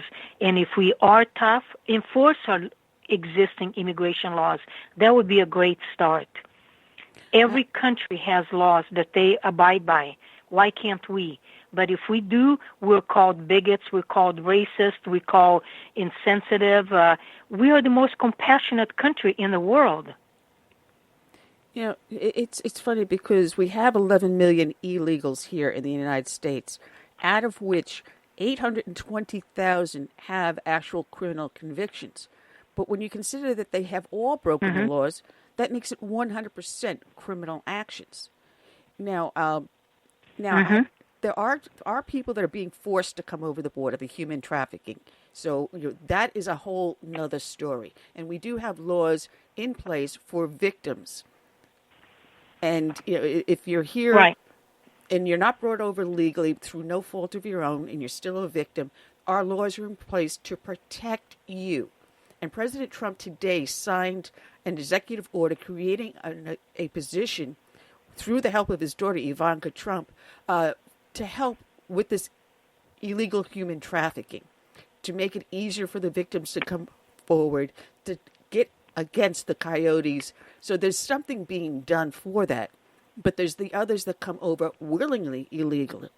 Now, you were being told sanctuary cities are legal, but according to James Walsh, the former Associate General Counsel of Immigration and Nationalizations, he said that 8 U.S.C. Section 1324 deals with those persons who knowingly conceal, harbor, or shield undocumented aliens and could apply to officials in sanctuary cities and states. So already have the laws on the books saying sanctuary cities are illegal. I want to know why we don't have places like San Francisco and New York being prosecuted. That's a great point, and I want to know that too. I would like nothing more than have had Jerry Brown arrested for passing SB 54 and have our governor, Gavin Newsom, who's being recalled as we speak. We have many petitions out to recall him. Why aren't they prosecuted? They are breaking federal laws. A governor has no power over federal laws. And if they are not going to be arrested, then what next thing I suggest is remove every incentive, every funding for the state. And you know what's even more sad is I have been to many, many prisons to speak on victims' impact. And every prison, didn't matter if it was a federal prison, a state prison, a youth correctional facility, the great majority of incarcerated are Hispanics. So they're saying that they don't commit crimes. Why is their prison so full of them? And then the government, the federal government, gives the state money to reimburse them for the cost of housing these criminal illegal aliens. Why? They are creating part of the problem, a huge part of the problem, by harboring illegal aliens and criminals. And for those that come here, that they pay a coyote to bring them here, let's think about it. Why don't they pay those $3,000, $5,000, $10,000 to an American embassy to come here legally? Why pay a coyote and be in the shadows? But the problem, too, that we face And I'm not trying to be racist. I love the Latino culture. I love everybody. I don't care if you're scum, you're scum. Then stay away from me. But here's the thing. We cannot, as a nation, afford to have 10,000, 20,000, a million, 2 million, 10 million of people just pouring into our country. Legal immigration has a process. Background investigation, medical, for the whole family to make sure you don't have any existing conditions, that you're going to become a burden to American taxpayers. They have a process, so follow that process. If you can't, here's the other thing, many of these people coming here illegally, as sad as it is, what are they going to offer to our country? Most of them are illiterate in their own language. They can't read and write. How are they going to learn English? How are they going to learn to read and write English, to take a driver's license test? How are they going to do anything? It's going to deplete every resources we have, because we're going to need more translators. We're going to need more funding to help support them, because they don't make enough money. Now they have a child. Now they are an anchor baby, and now through that child they are entitled to welfare and every public assistance they can get. Well, but they never paid a penny into the system. Well, you've got personal experience working with that community, because where you live, you had joined the local police department as a volunteer. You worked at a shelter for battered women. Mm-hmm. You were also a translator for the police department. You talk about, victimizations and survivors. You've lived in the heart of it with it. Your first husband was Hispanic.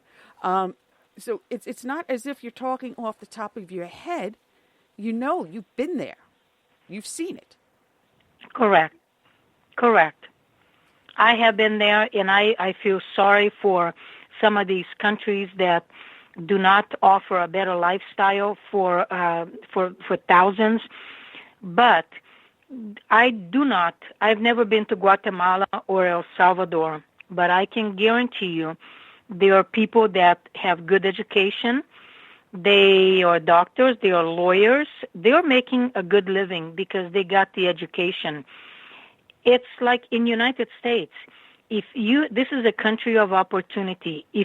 Every opportunity is given to you. You can do anything here if you want to work for it. But don't come here to take free stuff, because my dollars are not going to go to you if I can help it. Because I worked hard for what I have. My husband worked hard for what he has. My family worked hard for what we have. We didn't get any handouts. You have an opportunity to go to school, to get an education, to better yourself. And those that don't, they just want a handout, go somewhere else. Because that's why they come here, because this is a huge incentive to many illegal aliens to come here, because they know that we won't allow a child to go hungry, so they're going to get food stamps, they're going to get Medi-Cal, they're going to get other, a bunch of other public assistance. We can't afford this. Our country is in deficit. We owe billions and billions of dollars. If, as we speak, we wouldn't be able to pay just the interest in 1 year, in 5 years, that's how much money we're in debt. And we're taking on some other country's burdens. And no, it can't, we can't continue like that. No, we can't. But one good thing is that Trump had one of his rules upheld. The Supreme Court upheld the rule to deny green cards for migrants using social services, because we were able to turn the Ninth Circuit around. So now, if you're going to apply for Section 8 housing, Medicaid, and Social Security, or whatever else, you're not going to get a green card. So you will never be a citizen, and you will never be here legally. So guess what? Next step, out of here. We do have another caller, Agnes. Out of here, exactly. I so agree. If it depended on me, I would say, okay, everybody line up. Let's do a background. DACA, you have a criminal record? I'm sorry, out of here. Take your family with you. Oh, separation of families? I'm permanently separated from my family. Who cares? Is anybody caring that I go to the cemetery to hug caress a code marker on the ground because my son was murdered by a previously deported illegal alien gang member? The Democrats don't care about that. They don't want to hear about it. That's real separation of families. You invade our country, you're separated temporarily from your family, fine. You have a criminal record, get out of here. We don't need you. We don't need your kind here. We don't need you to rape little girls and little boys and steal. And another lie, when they say that illegal sanctuary cities are safer, that is the biggest lie ever. Go to a sanctuary city, ask the people that live there, have you been victimized? Do you get burglarized? Does your car get broken into? Do they steal your hubcap? Do they break in to steal your radio? Yes, they do. The only difference is they do not go to the police to report it because they are afraid of being under the radar. But they are victimized just as much, if not more, than we are. And we need to eliminate this. You took any public assistance from our government, you don't qualify for a green card. Get out. Go back and apply for the legal process after 10 years. This is your punishment. Get out. Go home. And DACA are saying, this is the only country I know. My heart goes out to them. I'm a very compassionate person. I didn't create the situation. You and anybody else didn't create the situation. Their parents did. Their parents made a decision for their children. Now sit down and explain to your children what mistakes you made, and you make it better. Not on our tax dollars and not on our account. And any DACA recipient that had any criminal record, out. You took public assistance, you took welfare, most of them. We already pay for them to go to school to get free education. They go to college free. They get everything free, all the grants, because all you have to do is Latino. They have offices to represent DACA recipients. My child couldn't pay college because she couldn't afford to pay, and we made too much. She couldn't get a grant. Why? She's an American citizen. She should be first. Your child should be first, not illegal aliens that came here. And another thing I say, okay, you came here, you lived here 20 years or whatever, how long you lived here, you got an education, you learned the language, now take it back to your country and do the best you can for your country. And if you do want to return, then apply legally to come back. Like everybody else. It's not fair to those that are waiting in line. Well, we've got another caller in here. Boy, the switchboard's lighting up over here. Scott from Cleveland has a question for our guest. Our guest is candidate for California District 31, Agnes Giboney. Scott, what is your question or comment? My question is, and my comment is kind of the same thing, is I kind of feel like a white guy gets bashed almost every day on radio or TV, right? So I don't get it. I do get it. I understand. But unfortunately, I'm not responsible for all the ills of society. And your last guest was awesome. And she put it right to point. And what that means is it's personal. You're personally responsible for your stuff. And I haven't had a slave in my lifetime. Never. And neither has my parents. And neither has my grandparents. So I'm not going to continue to pay and suffer repercussions for stuff like that for people that whine about it. And that's what I'm hearing, is that there are people that are whining. And that last guest, she had no whine about her at all. She was happy to be here in the country. Her family is successful, and she was cool about being here. And I think that's cool and that's interesting. And that's our country. That's where we live. But I am a guy, right, who lives in this country, a white male who lives in this country, and I'm over it. I am tired of hearing the BS. And that's my comment. It's not really a question. It's just that's my comment because she already answered the question. She did. She said, suck it up and, come in. All right. So that's it. Thanks, Scott. Thank you very much. All right. And we've got Panky back again. Panky, you have another question for our guest, Agnes Gibney, who's running for Congress out of California, District 31. We got to turn California red again. Or what's your comment or question?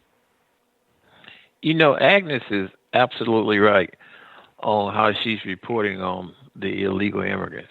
Did you know that illegals and refugees can attend a state college and pay in-state tuition? My grandson coming from Missouri to Louisiana, he has to pay out-state tuition, which is double in-state tuition. Another point, they talk about separating children from their parents. Well, when you have adults show up at the border with a child, how do they know that that child is related to that adult? And there's been many cases where they use a children to get in because of the political wrangling. Oh, how awful it is to separate children from adults. They use the kid to get in. When the child gets in, they call a relative, and they will send them all the way back on a plane to Guatemala where they can recycle and do it again with another adult. That's what's going on. And you talk about separating children from parents. Well, how about the family court system that goes on here in the United States, where you have a lot of American citizens who are being separated from their children? It's just unfair. It is unfair. It is unfair, Panky, and I appreciate your comment. And think about this. Those that commit crime in this country, they go to prison. They're not crying and screaming that now they're separated from their family. They don't get the luxury of taking their family to prison with them. It's a part of the process. When you invade a country like this caravan has done to our country, we need to find out who these people are. And you're right, many, hundreds, thousands of those children did not belong to those parents, to those individuals coming across the border. And sadly, a couple of them were even left 5-year-old, 2-year-old, 3-year-old in the middle of the desert, and they took off running and left the child because it's not their child. And children are continuously being recycled, and we need to stop that for the protection of those innocent children that are being exploited by cartels, by drug addicts, by criminals trying to even re-enter our country who has warrants, outstanding warrants in our country. We need to stop that and protect those young children. Well, one thing I got to say, though, is that there's two things. The initiative that Trump signed today about human trafficking, which will help with these children being abandoned. The other thing is now at the border, any adults coming across with a child, there's a DNA test to prove whether or not they're family or not. And it's been catching a lot of bogus families, a lot of them. And I think they're saying something like only 30% coming across are actually family members, which is an extremely low number. So Trump has been doing stuff to do that. Agnes, you getting into Congress, you'll be able to help him with that. And I want to change the subject a little bit more because we're starting to run out of time. We've been on immigration, even though it's a huge issue. You're a huge proponent for military readiness and veteran support. And for the longest time, we saw the VA was an absolute hellhole. And now we're seeing the morale of veterans and the morale of our military being uplifted because of the Trump initiatives. Yes. I believe the veterans that fought for our liberty, for our freedom, for our country need to be honored long after they come back home. And if they have PTSD or health issues or lost a limb, if nobody knows what it's like, go to a VA hospital and walk down the hallways to see the devastation, the tragedy that you see. These people, these poor men and women, have been abandoned by our politicians. And I want to be a voice for them. I want to be a voice for law enforcement. My husband is a retired deputy chief of police. And ever since the last administration, I won't even say his name to even dignify him, the morale in law enforcement has gotten so low, so bad. So many police officers have been murdered in cold blood, attacked, disrespected because of the previous administration. I want to bring that respect back. I want to bring that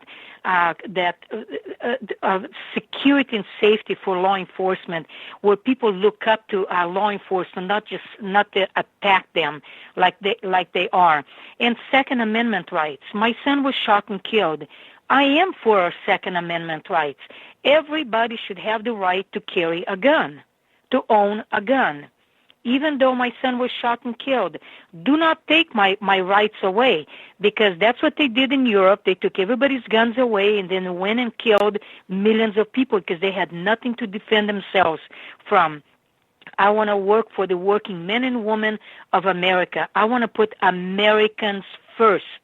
I want to protect our freedom of speech and religion that's constantly being attacked. I want to secure our borders. Absolutely no sanctuary. Make E-Verify mandatory and enforce immigration laws. Make it mandatory that law enforcement can ask somebody that they suspect to be here illegally, and if they do not give the information, their name and what have you, their ID, then they turn it over to federal government. Let them sort it out. This will end really quick. And I'm for pro-choice. Parents need to decide what education their children have, none of this government sex education that they're proposing and forcing upon us children, our children. I'm pro-business and pro-jobs, but mainly I am pro-America first. Oh, amen for that. As we call it, the unhyphenated American. That's the problem that Scott had mentioned, the victimization idea. Everyone suddenly is a victim, and no one takes personal responsibility for their own actions. And it's easier for the Democrats to get the votes when they divide us. You have Black Americans, Hispanic Americans, Latino Americans, this American, that American, and you divide them into groups you can conquer. And then you offer them all these nice little tidbits where they have a special class now. So underneath the Obama administration with Loretta Lynch, oh, heaven forbid you say anything awful about the LGBT community. They are now a protected class, the transgenders. You can't file a criminal charge against them if you get attacked in the bathroom because a male pretending to be a woman is in the bathroom because they're a protected class. That's got to go out the window. Stop the victimization. You know, I don't have my children. I have 2 daughters left in this world. My only son, as you know, was murdered. I do not want I have one grandchild who's 7. I do not want him going to the bathroom and have transgender go after him. If I had a little girl, I don't want a man going in my little girl's bathroom. I mean, that's just common sense. I am sorry. But, you know, God created us, created man and a woman. And you know, and God bless our president. He was my inspiration for running. I'm not a politician, but I'm willing to sacrifice my life, my family, to go to D.C. to be backing for our president, because he needs every help he can get in Congress. And hopefully, people will visit my page and donate. Agnes Gibney for agnesgibney.com. You can see my Facebook page, Agnes Gibney for Congress, and donate. Please help me get to D.C. so I can fight for you, so I can fight for our country. You don't have to live in my district, but I want to help our president. He is. In November, I had an interview on Fox and Friends, and I said if I knew there was a bullet coming towards President Trump, I would shield his body with mine, because we need him to do a lot more great things for our country. And I really mean that. We need President Trump 4 more years, because what do you have to lose? Look at the economy, look at everything he has done so far. And he would have done 5 times more had the Democrats not put their foot in front of him every step of the way. Well, you know, President Trump is the best thing in this country. Well, we have a little tongue-in-cheek from another radio host listening in, Vito Esposito. He's got a show, Mamma Mia No Sharia, on Global Patriot Radio. A little tongue-in-cheek, he wrote, I take it Agnes has not gotten any campaign money from Nasty Pelosi's house back. So I'm glad you put your website out there, which is your name. The people listening to the show, just click on the description. It'll take it directly to your website, because you talk about a lot of different things on there, and one of them is term limits. And the question is, do you think Congress will ever actually vote to term limit themselves? Obviously, Pelosi and Chuck Schumer and Nader and Schiff, probably not, because they want to protect their little cushion. But you know what? Maybe when somebody with integrity comes to halls of Congress and is confident enough to speak up, maybe others will follow and say, you know what, I like your ideas. I know alone I cannot do anything, but perhaps I can bring some integrity back to Congress, because that's what's lacking in a huge way. And maybe others will listen and say, you know what, I like your ideas. I like that. I think term of office should be mandatory. Of course, you know, the swamp is not going to want term limits, because then they wouldn't have the cushion. Trust me, I'm 65 years old. I don't want to make a career out of politics. I'm retired. I could just be enjoying my home, my birds outside, and my dog that I brought from Hungary legally with a pet passport and all the documentation that a dog needed to come in. But I'm doing this because I love this country. I believe in this country, and I need to, in my own conscience, do everything I can to give back to the country that I love. And I will not stop. I don't want to make a 20-year commitment. I don't. I want to just go in, help set the ground rules, help pave the road a little bit, and let somebody else come behind me and take care of it and continue.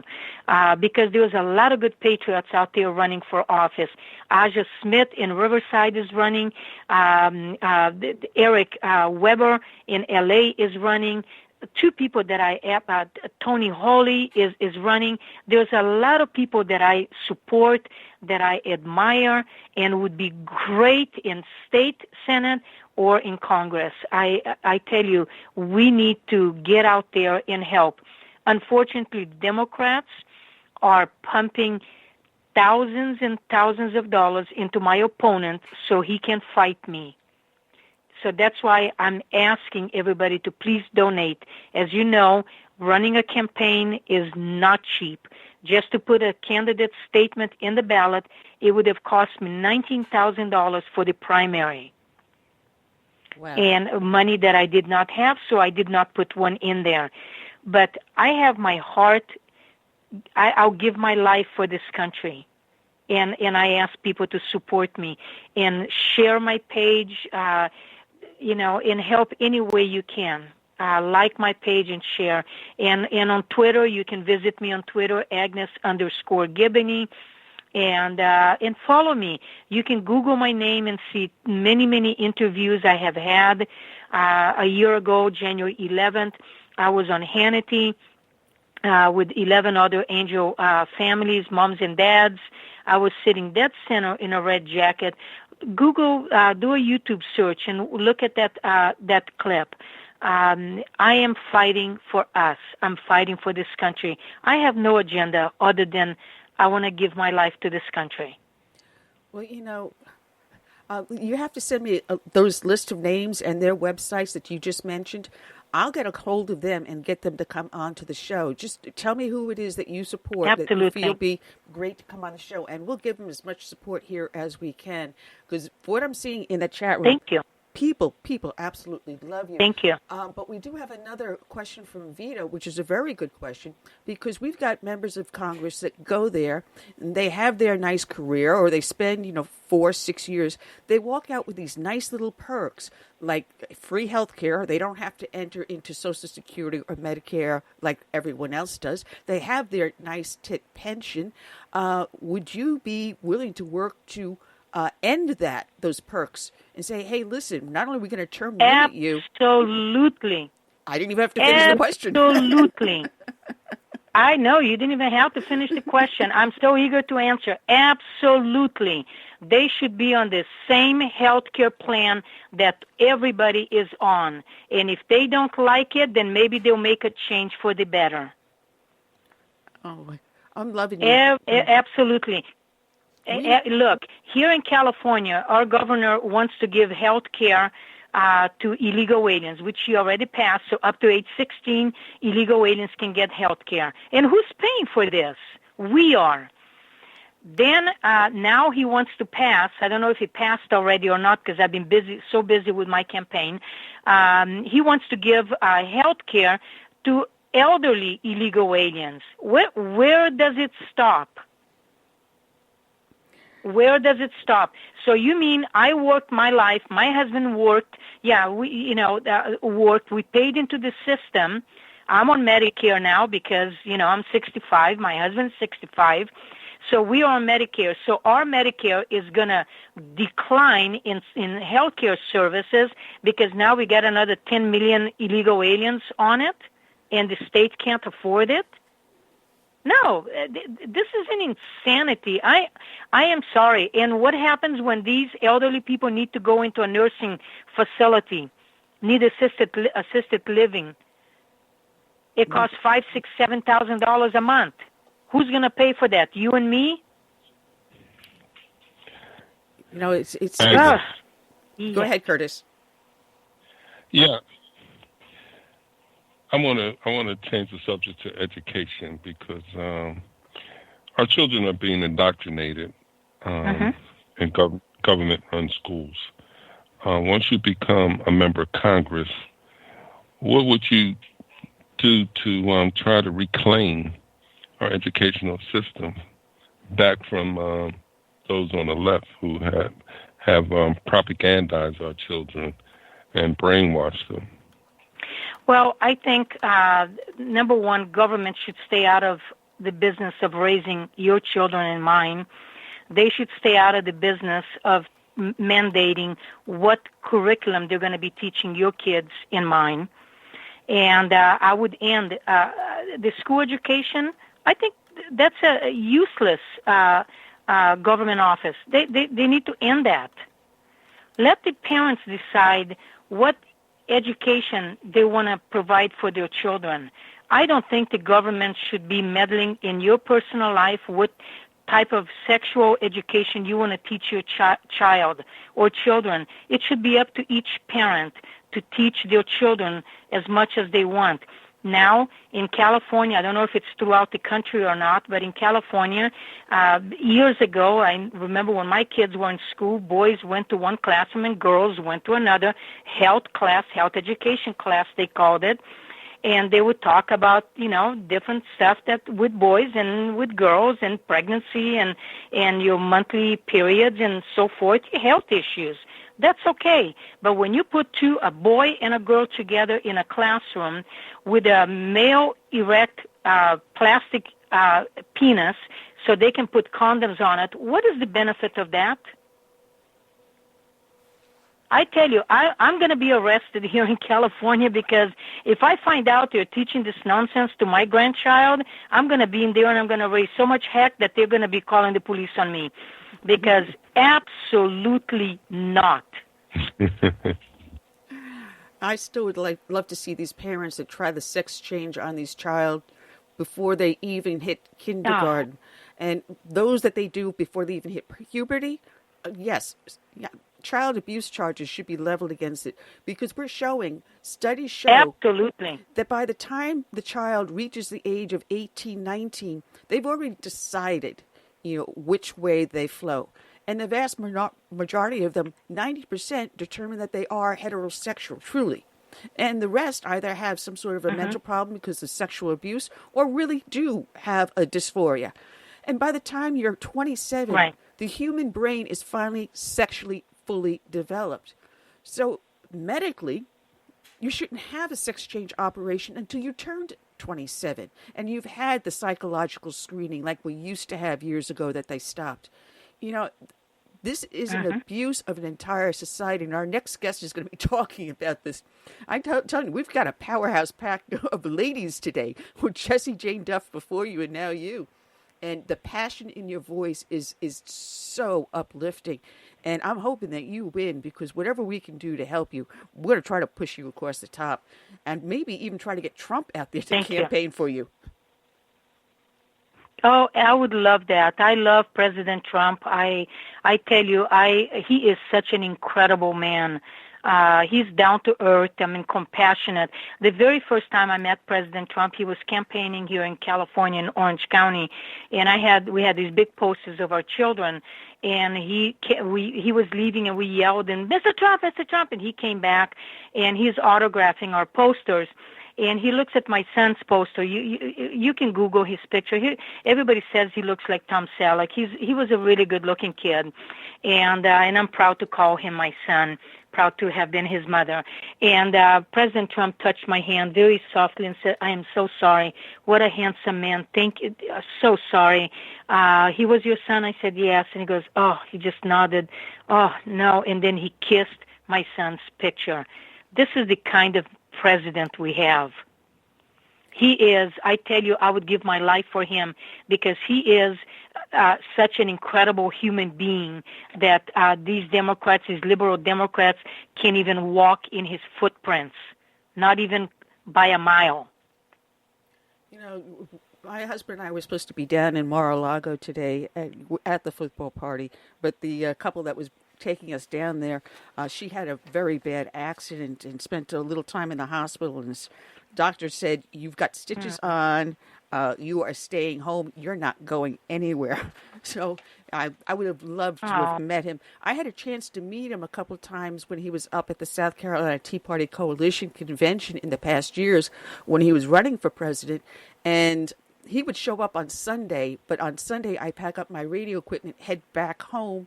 I'm sorry, he'd show up Monday, the last day, Monday, and I would be packing my equipment to head back home because I had my Tea Party meeting on Monday night.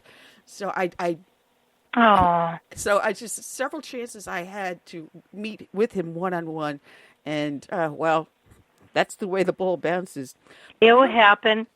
Yeah, it will happen one of these days, and when you do, you tell President Trump just how proud I am to call him my president. You know, I hear that from a lot of people. He would know who I am. There's a lot of people that say the same thing. His pastor, Paula White King, she says that whenever she's on the show. Judge Janine Pirro, she says the same thing. And then Daphne Barak and her husband, Bill Ganasti, say this. People that have known him for years all say the same thing. Mm-hmm. So what is it the left sees that we're missing? What is it they see that we're missing, unless it's just pure hatred of the man? It's evil. There's nothing else to say. It is evil. Their hatred, their hatred is so overwhelming that it's clouding their ability to reason and to see things clearly and to acknowledge the great things President has done. And and I think most of all, their hatred that Hillary, thank God, didn't win. Because if she would have won, we would have been a socialist country by now, because President Trump interrupted their crooked, their devastating anti-American agenda. And thank God for that. And forever I'll be grateful to President Trump, because the very first president I've ever voted for was Ronald Reagan when I became a U.S. citizen. And President Trump is the second president that I would say, I'll give my life for you. All the other one, the last one, gosh, what a disgrace. That was the biggest fraud perpetrated in our country. Well, I have to say, Ronald Reagan, I missed the primary when Jimmy Carter was running, because my birthday just fell like about 3 or 4 weeks outside of registration date. So I did not vote for Jimmy Carter the first time. I did vote for Ronald Reagan when he finally won. So, yeah, you and I about the same age. Oh, man. Yeah. It's just amazing. It is amazing. And like I said, if you ever see President Trump, tell him how proud I am. And I'm doing this. He's my inspiration for running for office. so he can have a voice in Congress, in the House. Yeah, and the gentleman you're running against, Pete Aguilar, I had pulled up his report card, and I love this prevent bill. Now, out of all the congressmen out there, his record is one of the lowest I have ever seen. He's only presented 4 bills, and one, in order to get passed, had to be tagged onto another one. He gets no one that co-sponsors any of his bills. He serves on just only 2 nondescript committees. He pushed forward for this Prevent Act, which, I love this one. The Preventing Radical Extremists Violent Endeavors Now and Tomorrow, or Prevent Act, would provide federal resources such as clinical social workers, psychologists, religious leaders, and law enforcement personnel to train local officials to prepare for and respond to threats by violent extremists and white nationalists. Do you remember that was... You know what he's referring to? Do you know what he's referring to probably on that? Which is so redundant, it's just another waste of time. When we had the shooting in San Bernardino, 14 people got shot up at that building, 14 or 15 people. And probably that's based on that. First of all, though that guy that did the shooting was already under the radar or FBI. So somebody dropped the ball somewhere, because why didn't they take things seriously when they investigated this guy? It was inefficient, and then, boom, the guy goes and shoots up a bunch of people having a Christmas party, a work party. And it was devastating. I have someone that's very dear to me who owns a Dove white wing ceremony. I ordered 29 doves, one for each year of my son's life, to be released at his funeral services. And unfortunately, their son was also murdered. And she would always tell me, Agnes, I don't know how you do it. How do you get up every day knowing your son was murdered? I said, I don't know. God gives me the strength. Somehow he wants me to do, he has a mission for me. And I'm just following what God wants me to do. And now, she said, I always wondered how you can do it, and now I really know how devastating really is, because her son is 6 feet under. Was a victim of that shooting. So Pete Aguilar, I don't want to bash him because that's not my style, but like I said, he hasn't done much for the community. He's absent in the community. He does a lot of coffees with Pete. Who cares about coffee with Pete? I want to see action. I want to see him going into bad neighborhoods. I want to say, okay, what can we do here? What can we do for the homeless situation in San Bernardino, for instance? What can we do for the drug addiction here? What has he done? It's really, it's really bad. Well, people can find you on your website, which is your name, Agnes Gibby, GIBBONEY.com. When they're listening to the show page in the archives, they just have to click on the link on the show page, go directly to your website, and give your campaign a hand. And as you said, you don't have to be a resident of the district to give a donation. And look at Ted Cruz.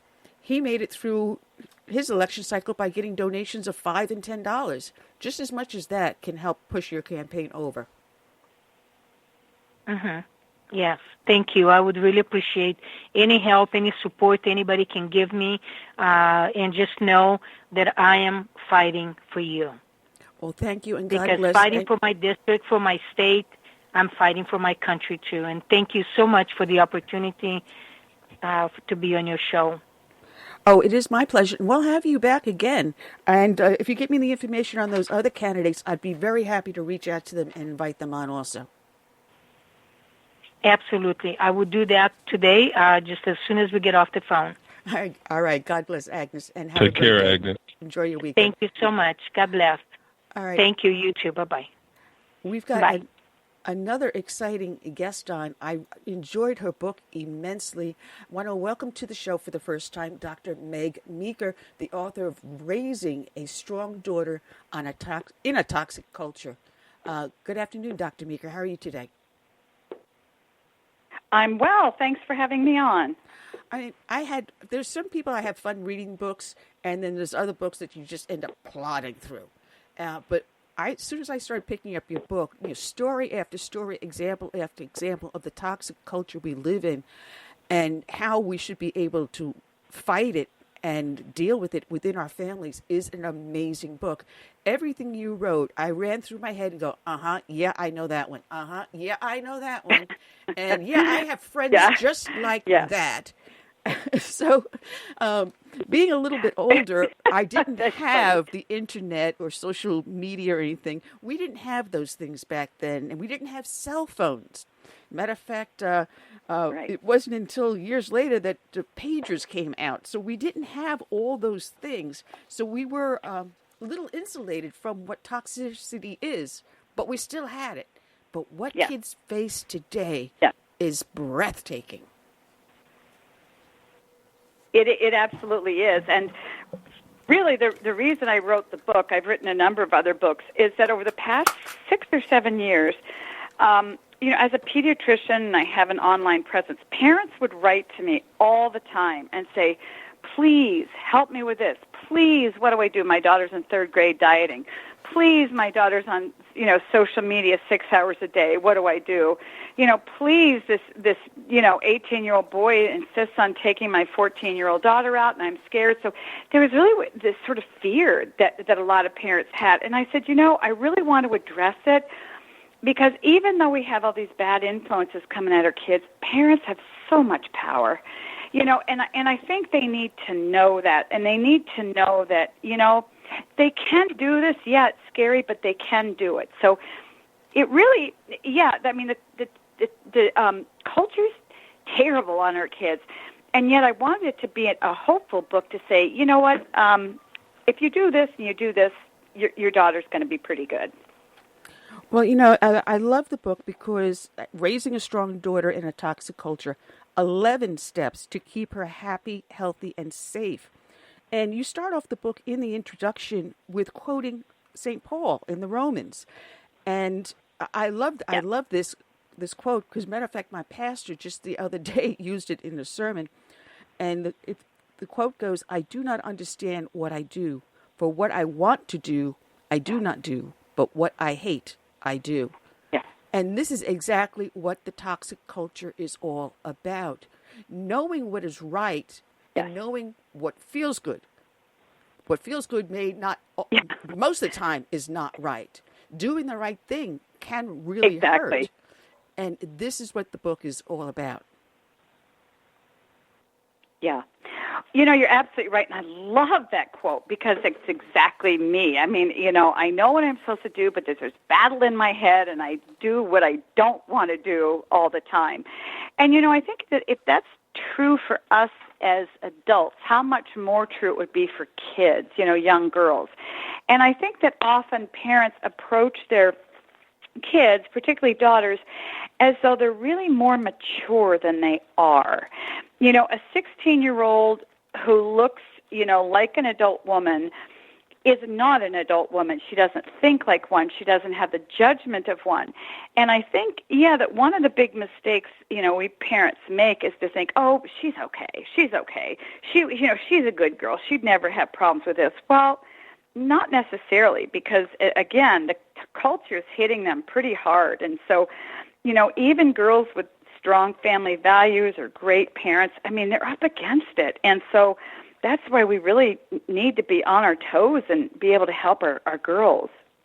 In today's society, peer pressure is a lot different than when I was growing up. It was always there. Throughout history, there's always peer pressure. You go back to the first man and woman ever dating, there's peer pressure. That's right. Yeah. But in today's society, it's not just the kids in your neighborhood or the kids in school. It's now the social media. There's these faceless people who tell you, oh, this is what we feel is the right thing. You're a nerd or you're just too stupid to understand, so why should we even talk to you? And that forces the peer pressure to work even more.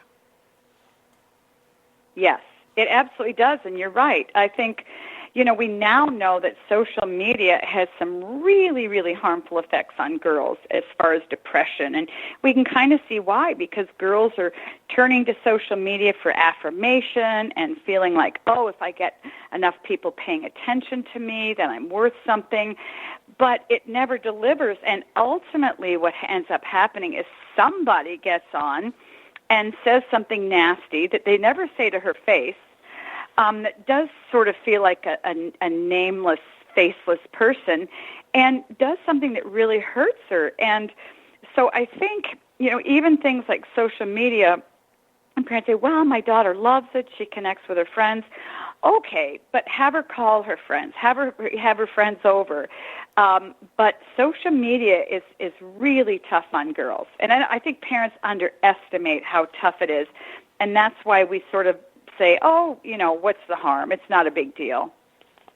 It's funny because, there's so many examples you give in the book. But one of the things you point out is the importance of a two-parent household, a mother and a father. And parents look at and deal with kids in different manners. And girls are talkative. And they want to sit down and they want to talk to their mom. And it's not as easy to sit down and talk to dad. Sometimes you don't realize it, but dad can listen. But to us, mom's the closest thing, the more nurturing of the two. So I want to talk to her. But here is where a problem a lot of parents make. They either are dismissive of what their daughter's trying to tell them, and I know how that feels because I talk to mom every now and then, and next thing I know, she's telling everyone what I said. That doesn't work too well, Mom, but I still love her dearly. It doesn't help, yeah. Or they try to be their best friend. Yeah. And I think that, again, parents do it with the best intentions. Mothers want to be close to their girls. They want them to keep talking to them. They want to know what friends they're with. And that's all well and good. However, you can do that as an adult, because what ends up happening with girls whose mothers sort of insert themselves into her peer group and become like a peer to her, the girls end up not respecting her very much, and so they don't confide in her very much. And they really need direction. They need a mentor. And mom really is a mentor in a lot of ways to sort of teach a girl how to live and this kind of a thing. But when a mom is acting more like the kid, kids won't let her mentor them. And so we really need to sort of say, okay, I'm going to be my kid's parent until they're 21. And they're 21 or 25, we can be best friends for the rest of our lives, but not until then, because it's really hard on daughters if moms act like a peer. No, we need parents to be parents, to take responsibility and say, all right, fine. Exactly. This is a child I brought into the world, or a child I adopted or took as foster care. Now, I've got to be the adult in the room. And this is what gets me with today's TV shows.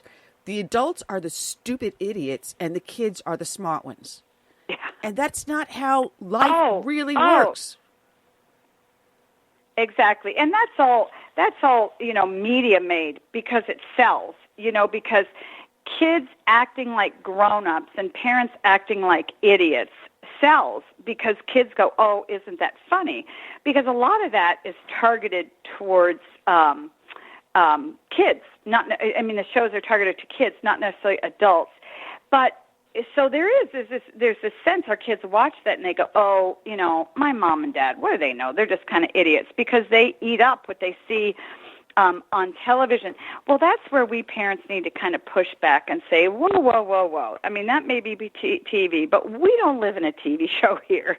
We live at home here, and I'm telling you, it makes kids feel so much more secure when they know that you're the smarter one, you're the wiser one, you're the one who'll take the heat, you're the one who's the buck stops with, and it just gives them so much security. Kids who sort of act mouthy to their parents and, like real snarky, they don't end up being very happy at all. So, that's where, and they really don't want to be that way. They don't want to be what they see on television. It's just that we need to teach them that really is not life.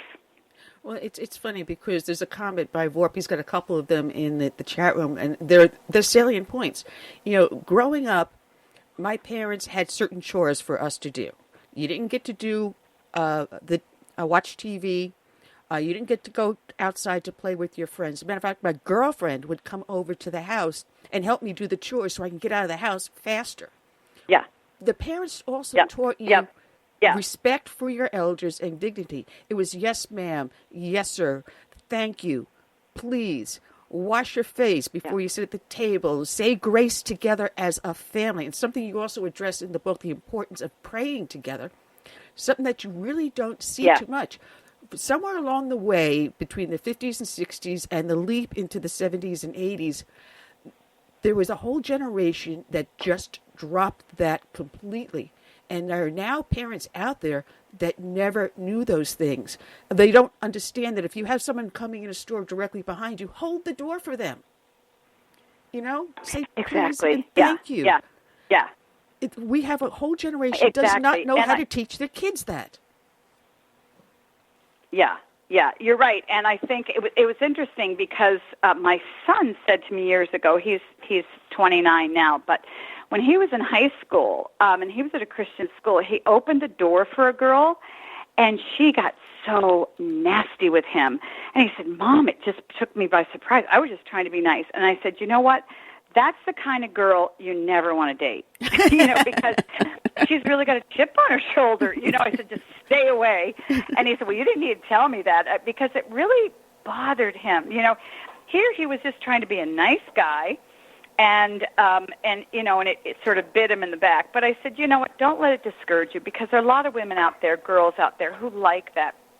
They like a man to act like, a gentleman. And so, don't worry about it. So, he just sort of picked himself up and went off. But, you're absolutely right. I think that we need to teach kids not only how to respect elders and respect others, but when we do that, we teach them how to respect themselves.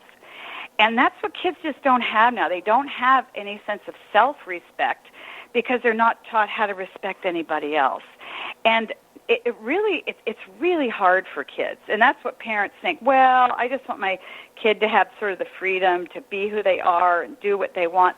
But, it doesn't turn out very well because kids don't know. That's why parents need to roll up their sleeves and be in there and teach these kids how to live a good life. Well, the children don't understand there are boundaries. And as I was mentioning, the social networks, in today's age, a 2-year-old knows how to work the smartphone better than I do. They've got themselves into all their electronic. Sure. Yeah. They're buried in the electronic devices, and their heads are down in these things almost 24/7. You see a family sitting at dinner in a restaurant. The parents are on the devices, the kids are on the devices, and no one is talking to each other. Nobody's talking, and nobody's looking at each other. No one's making eye contact. Yeah. I had a pastor come to my house, and he was with the youth ministry, and he was visiting us because my husband had been in the hospital for a month and a half, and he was going to be on a feeding tube for another year and a half. But he was coming here just to pray with us and, to see if we needed anything. And he would have had some members of the youth ministry come to help us. And he's saying, I'm getting kids in there. They cannot shake your hand. They don't know how to do that. They cannot look you directly in the eye. They have no idea how to dress for a job interview. And they don't even know. They don't even know how to apply for a job.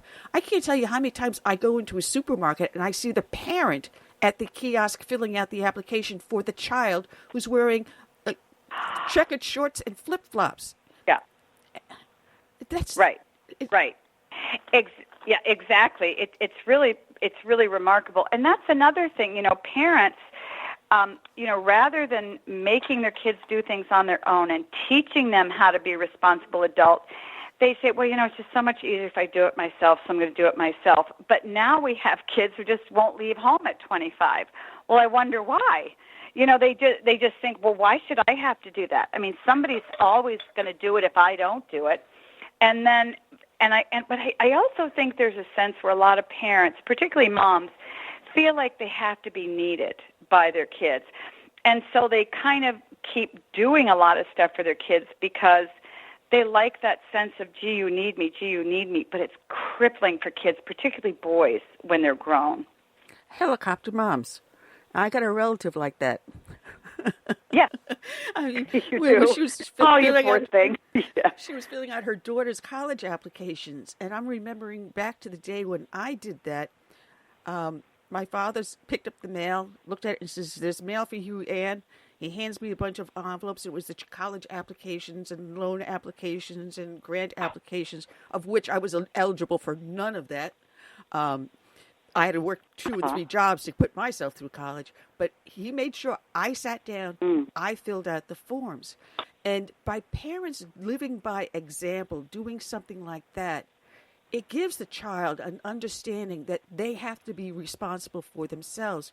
And the problem with our disposable electronic society is that there's no human interaction. As human beings, we crave closeness of another human being, the physical touch, the very visual. We have to see how the body acts and reacts. So if you're on a phone or a smart device up on Facebook or Instagram or whatever the latest flavor of the month is, there's no human interaction. An emoji is not going to tell you what that person is thinking about, or if they're really interested in the subject, because you can't physically see them, touch them, talk to them.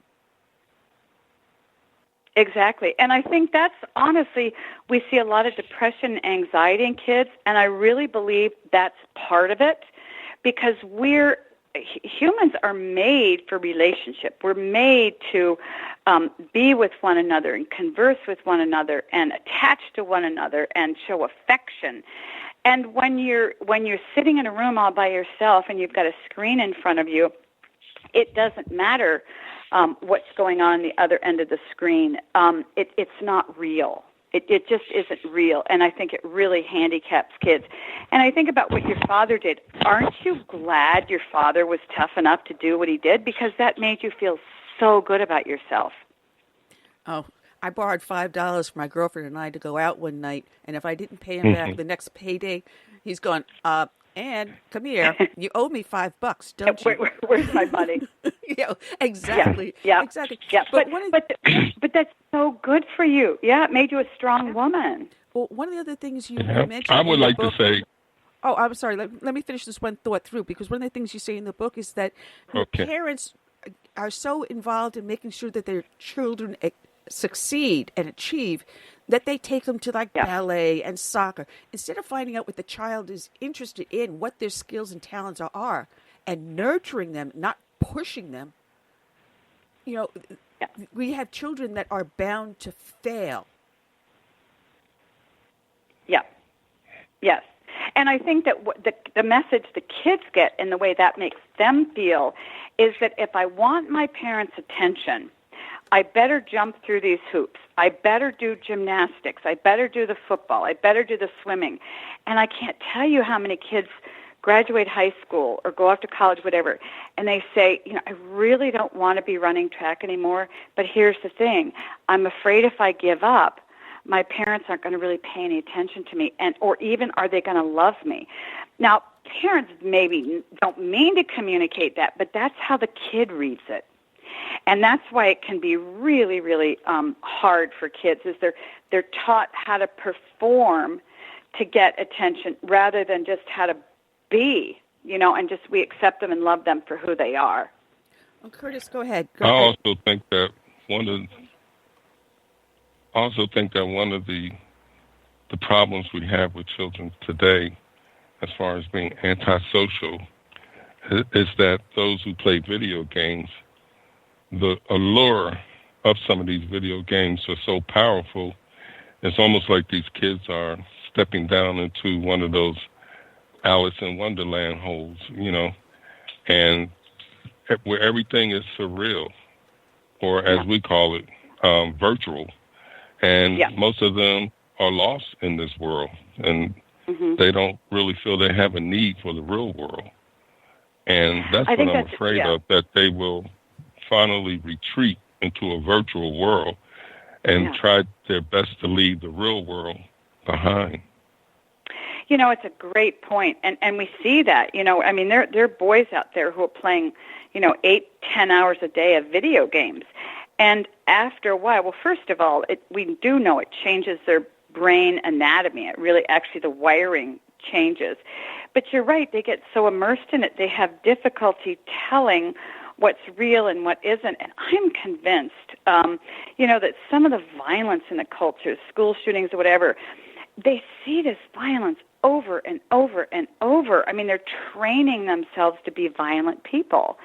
And, of course, that's not the only reason, but it doesn't have positive effects on people. And I love what you said about Alice in Wonderland, going down the hole. That's exactly what's happening to them. And so that's why I think parents need to really say, I need to help my son or daughter get control of their screen time. I wrote a whole chapter on screens because they're not always healthy. I mean, screens are going to be here, video games are going to be here, but you can choose decent video games for your kids to play. They don't all have to be, Grand Theft Auto kinds of things. But you're right. It helps kids feel lost because whenever you're not in a real world and you spend more time in a fake world, you are lost. One of the other things you write about, which is really disturbing, our last guest who's running for Congress mentioned this, is the sexualization of our children at such a young age. And with the invasion of the LGBTQ, XYZ, LMLP community, you have children going into sexual surgeries and chemicals they're giving to them, and they're not even in kindergarten yet. You have that famous Texas case, twin boys. One is a girl and one is they're boys. And until that child goes through puberty, graduates high school, he or she is not even being close to being sexually mature until they're in their 20s. New England Journal of Medicine wrote about this a number of years ago, and in that article I read the age is maximum up to 27 years, and you write in your book mid-20s. You make bad decisions because your brain has not been fully wired yet. And all these social pressures, this toxicity of feminism is creating a disaster because the child's brain, again, is not developing. Between peer pressure, between the social networks, between the electronic devices, and now you throw in the feminism and sexuality. How is a child even going to survive in today's world? Right. Exactly. It's, I say, we've kind of normalized crazy, but the whole gender dysphoria, transgender thing, and I get a lot of flack from it, but this is really what it is. A lot of it's a fad. And it's a very, very serious and sad fad because we all know it because 10 years ago, we never heard of it. And it wasn't because these kids were in the closet and they weren't coming out and so forth. No, I mean, true transgender is extremely rare. But what we're seeing now is a lot of kids going, I'm not very happy. I really feel like I'm a boy more than a girl, and I've been feeling that way for a couple of years. This is really going to make my life happy. And unfortunately, they find a doctor. There are only a handful of doctors in the country who'll do it, who'll actually start pumping them full of hormones and do surgery. What parents don't, maybe they do realize it, I don't know. When you transition a child from a girl to a boy or a boy to a girl, they become infertile. They can never have kids. And I sat with a mom recently and was talking, her daughter wanted to be a boy, and I said, and she was maybe 11, do you understand she'll never have kids? And the mother looked at me and she goes, that's not a problem. She doesn't want them. At 11? And I said, she's 11. 11. But the mother said that, and I'll be honest, if I didn't have the mother in the room, I could have really had a good conversation with the girl. Many of this is driven by parents who want to be the cool, open parent. You hear people in Hollywood who are saying, I'm going to let my child choose their gender. And I feel like then you're going to have a really messed up kid because kids don't know what they want for dinner, let alone if they should have surgery and hormones pumped into them. So why in the world should we ever think that a young kid, under their mid-20s, could understand the long-term effects of this? They can't. So honestly, I think it's malpractice. I think that in another 20 years, we're going to have a lot of lawsuits where kids are going to come back to their parents and say, what were you thinking? What were you thinking? Why did you allow me to go through this? Now I can't have a family. Now I can't have kids. And you didn't stop this whole process.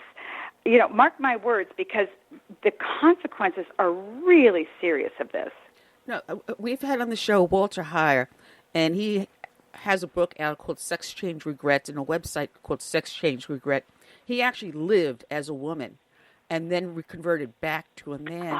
And he actually now counsels a lot of transgenders, and the statistics he comes up with is phenomenal. Where you've got somewhere between 90 to 95 regretting their sex change, and the high instances of alcohol, drug abuse, suicides, massive depression. It's going to be a wave that hits this nation and other nations like we never will see. You think the opioid epidemic is something? Wait until this new wave hits. And they're going to be saying, well, what the heck did you just do to me? And when you have young children, that are being put on these hormones before they even hit puberty, and we don't even know the effects of these hormones have on the children. Exactly. I mean, honestly, I really believe it's malpractice, because physicians are usually, pride themselves on being able to diagnose a problem and then knowing with 95% certainty, because the treatment's been tested and tested and tested and tested, that the outcome is going to be good. This is the first case of any quote-unquote illness where physicians are offering a treatment they don't even know is going to help people. And it would be like me, somebody coming in and say, "Oh, I have pneumonia," and I go, "Okay, well, let me give a whirl on this antibiotic. I don't know if it's going to help, but good luck." You'd never do that.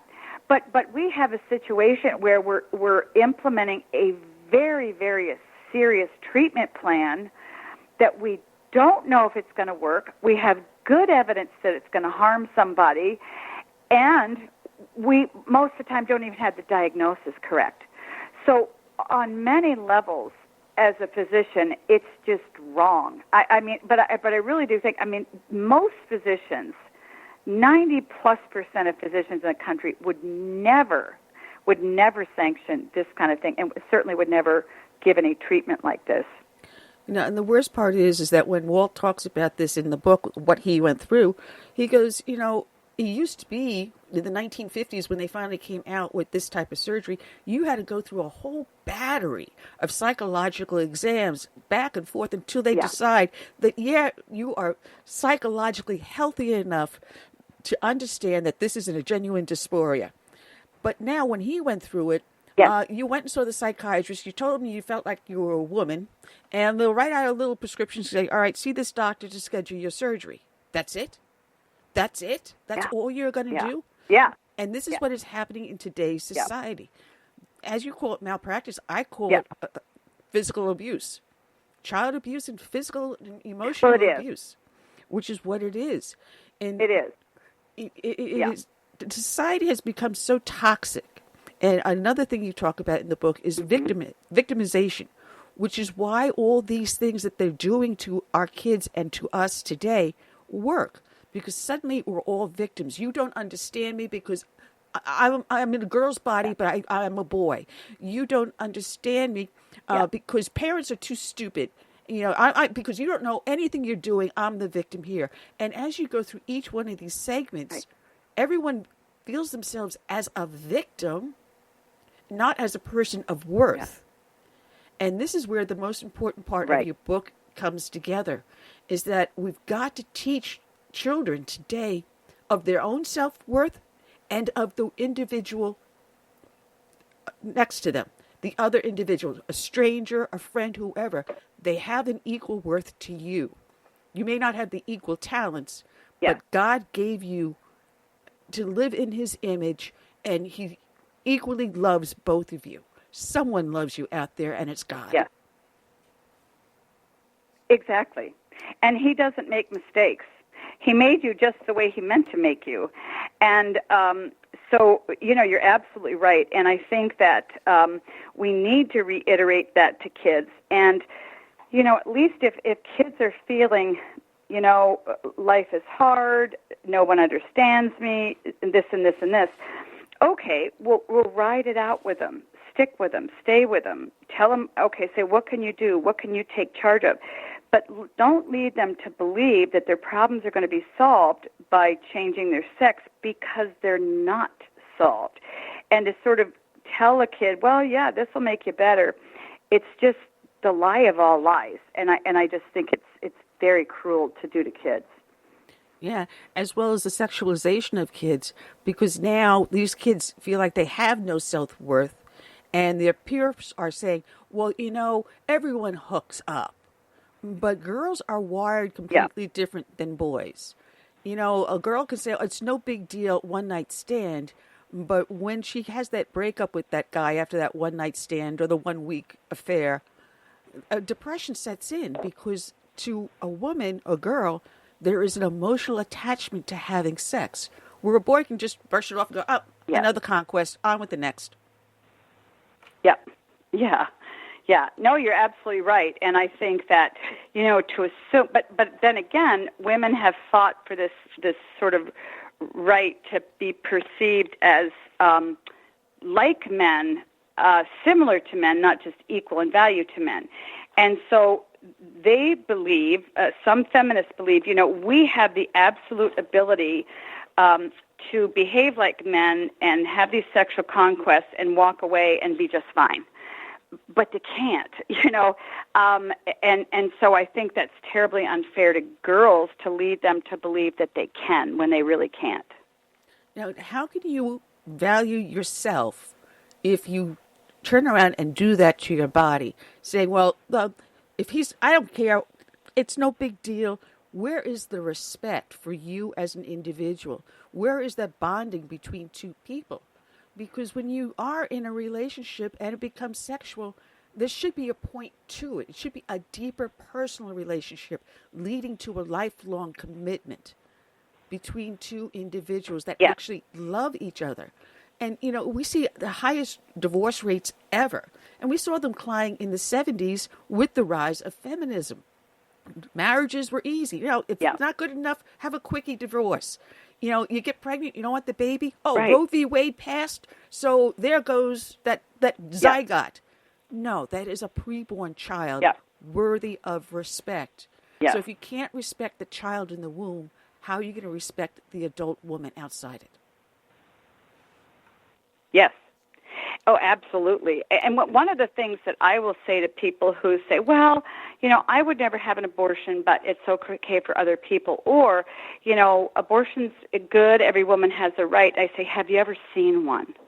Have you ever seen part of a leg come out and a crushed skull come out? Have you seen that? Because when you make it a reality for people, it really is sobering, and many of them will go, well, okay, because I think that really is a that changes minds, but it's not. Abortion isn't a philosophy; it's a reality, and people need to understand that this is exactly what happens. Are you okay with this happening? And I think if we pushed more people, even though they're on the fence, they might go, well, okay. But we don't treat it as that. We treat it as, not a human being and not death of a life. It's a philosophy and an idea. Yeah, my body, my choice. And when I was at the inauguration, we were leaving to come home, and we got stuck right smack in the middle of that women's march. And my listeners know I've told this story several times. One woman was carrying the sign, "My body, my choice," with a little girl walking with her, and a reverend marching with her. And I approached that reverend, and my girlfriend thought we were going to get into a fight. And I said, how dare you? How dare you not listen to the Bible and the sanctity of life? How dare you? You should be ashamed of yourself. By Dare then, my you. girlfriend's grabbing me, going, we're going to get beat up. But we have to speak out. Look at the march we had just this December. But we have to speak out. Yeah. You know, we have to speak out, and I think one of the ways people try to keep us silent is by threatening to bully us or to this kind of a thing. But we have to speak out on behalf of kids, because we're talking about babies, and in my book I'm talking about daughters of all ages, and they can't stand up for themselves. They can't articulate. You know, a 13-year-old girl can't say, oh, well, you know, one day when I'm married, I really want to have 3 kids or 2 kids, and I'd like to have this.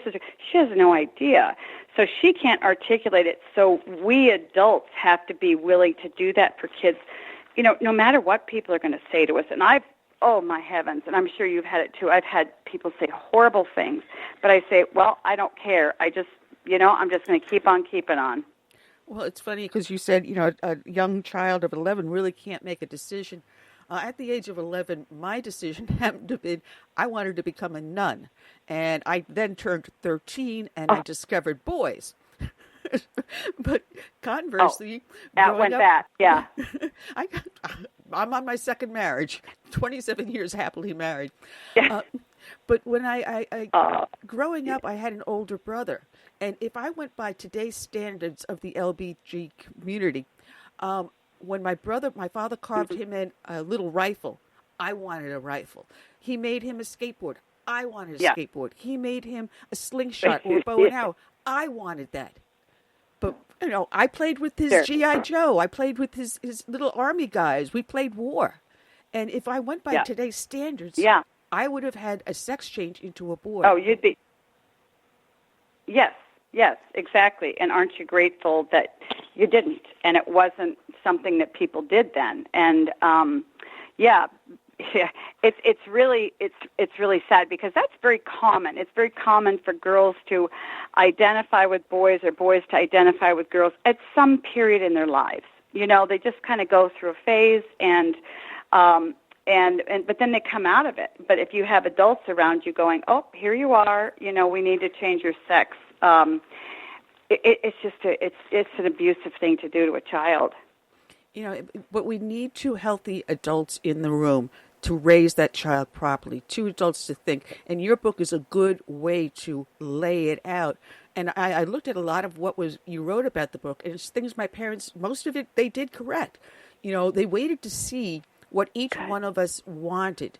And early on, my father saw that I had interest in woodworking and electricity and the cars and things like that. But my mother also saw the nurturing side, where I would play with the dolls. And we had a pet dog, and my brother would tease the heck out of the dog. And one day the dog bit my brother so badly, ripped the pants off the back of his butt.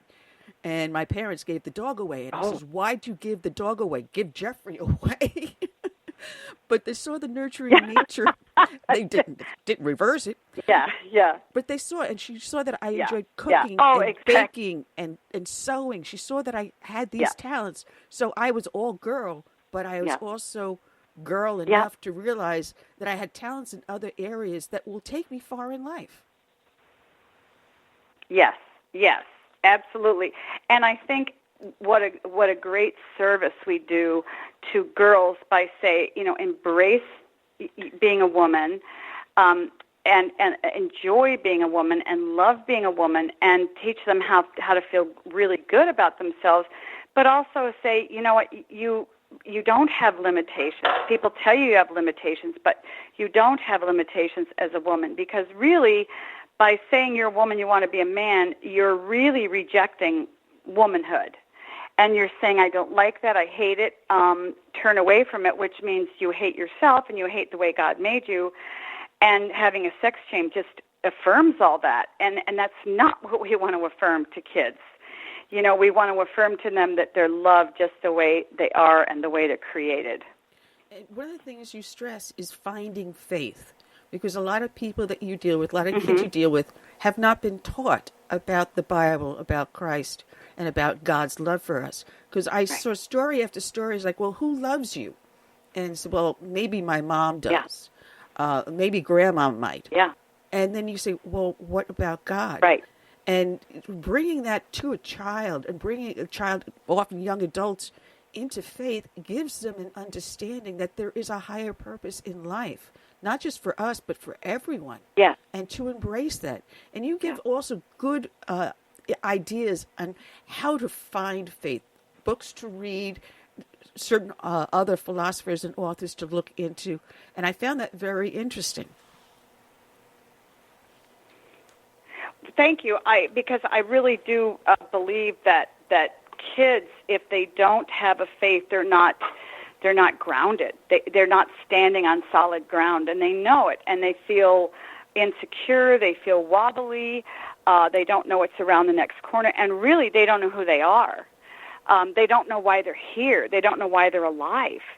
And it's true. Even 5, 6, 7-year-old kids get that. I mean, they wonder, well, why am I here? And why would you love me? And did I just come from nowhere? And, what am I worth? What's my significance? And so many kids don't know that. And really, only having a faith in God teaches you that.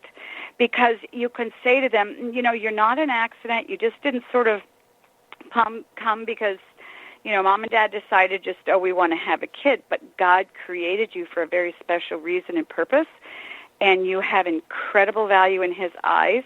And we're going to teach you about him and how he's going to help you through life. Because we do know that girls who have a faith, a Christian faith, are less likely to be depressed and anxious. They're more likely to do better in school, less likely to get involved in sex, drugs, and alcohol.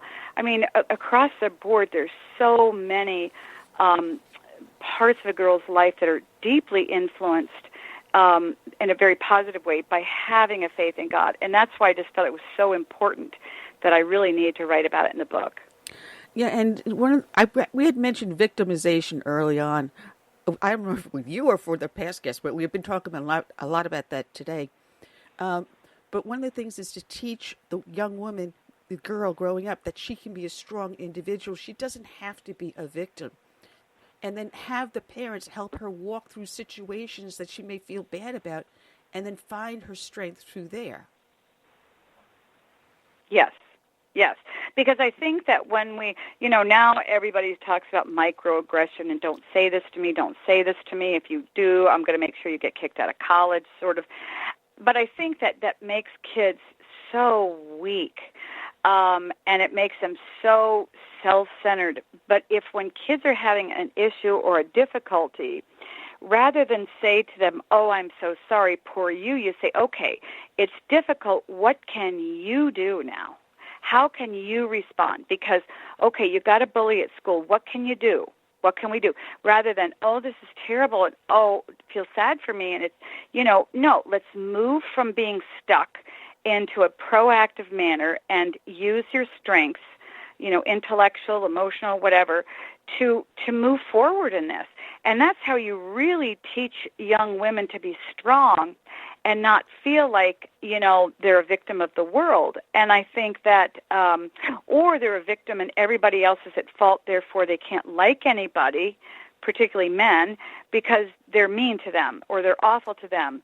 That is such a destructive thing to do to girls and a woman. It takes all of the power or strength out of her. It sort of just turns her into a waif. And that's the last thing we want to do with young girls. We want to turn them into being strong. It's funny because I love the chapter about mean girls, because I remembered going back to my high school union about 30 years ago. And when I was in high school, I was a petite little thing. And because I was one of the smallest in the class, of course, the smallest in the class is going to get, bullied and pushed around, push into the locker, give me your lunch money. And I got to have a reputation of a scrapper.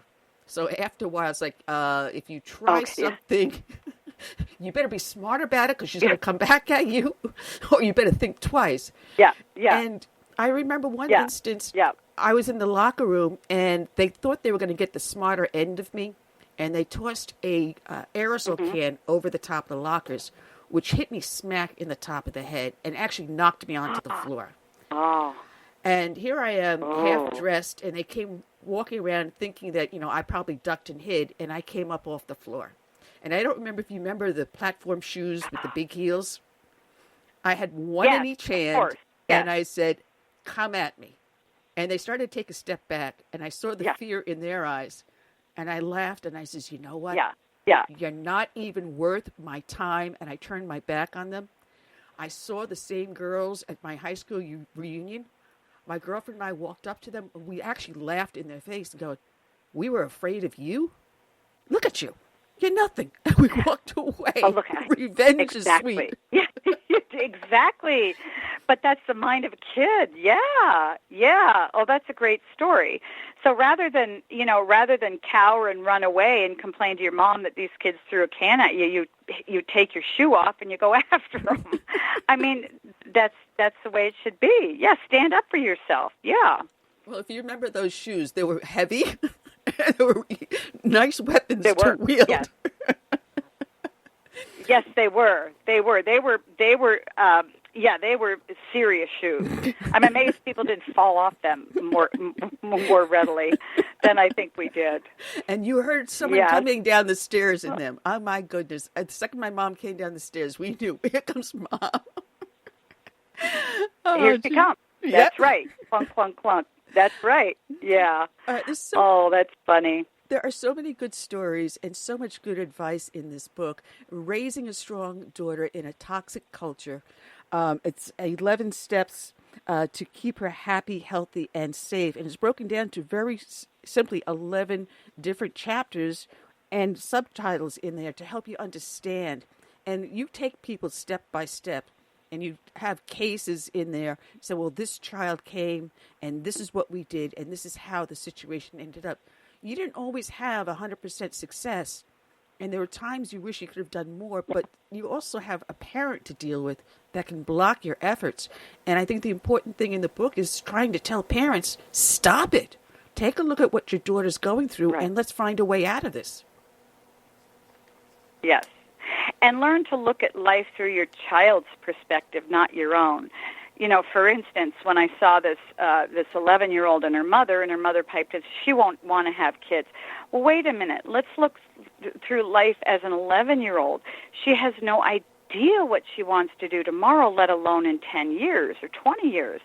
So you can't speak for her. You've got to understand she's a child and her story isn't written. And, you need to just treat her that way. And, a lot of times, I realized many years ago that if I really wanted to help kids, I had to help their parents. Because if I could get their parents on board with a number of things, then I didn't have to worry about the kids at all. So, that's really why I work very, very hard to help parents. And I have an online community called Meeker Parenting Community, where we just go through this kind of stuff, and I answer questions, and I do teaching things, because there's so much help that parents need, because there are many places that are tough for parents to navigate. But I really know that if parents will just sort of be willing to learn and be willing to sort of open up and see life through their kids' eyes a little bit, they can, just by tweaking some things, they can be really good parents. And one of the things you mentioned really briefly, we're down to our last 8 minutes here. I just wanted to touch upon, you just kind of gently went through extended family. And I saw that, in certain places you mentioned about grandparents or an aunt. But I would say having extended family, such as grandparents, active in the child's life, I think is equally important, isn't it? Oh, absolutely. Absolutely. And I think that, God intended us to live in multicultural, multi-generational families, so that we had the influence of older people and then our parents and hopefully great-grandparents. But, usually we don't get that privilege. But you're absolutely right, because each generation has something very different to offer.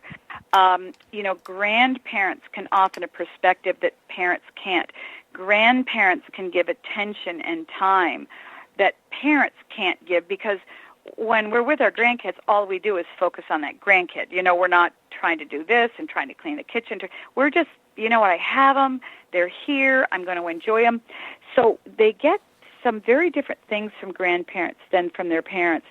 And also I think it's important that grandparents can support what parents are doing. You know, if a grandparent believes that their child is doing, you know, making the right rules or the right decisions, they can stand behind the parent so that when the child says, hey, I want to do that, you have two different generations sort of saying, not a good idea.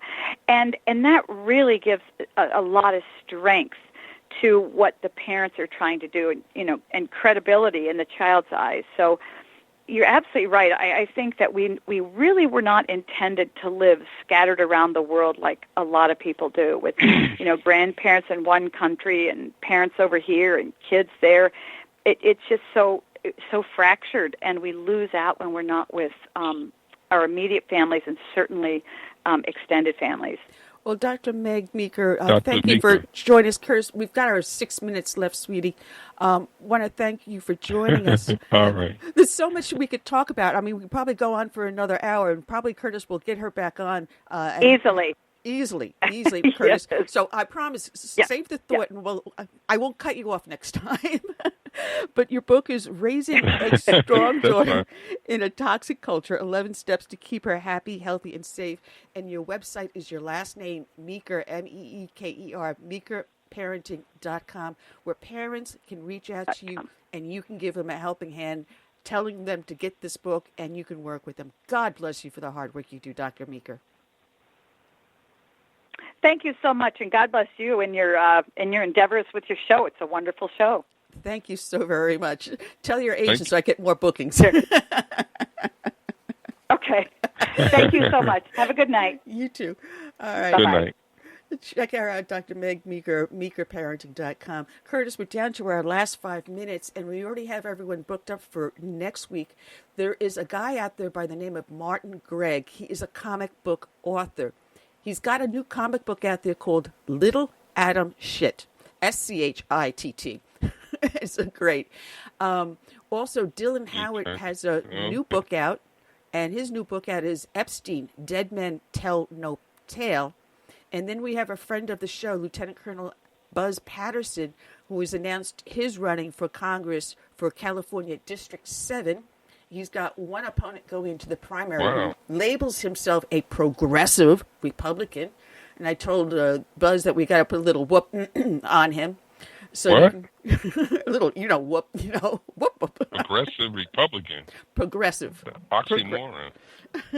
Yeah.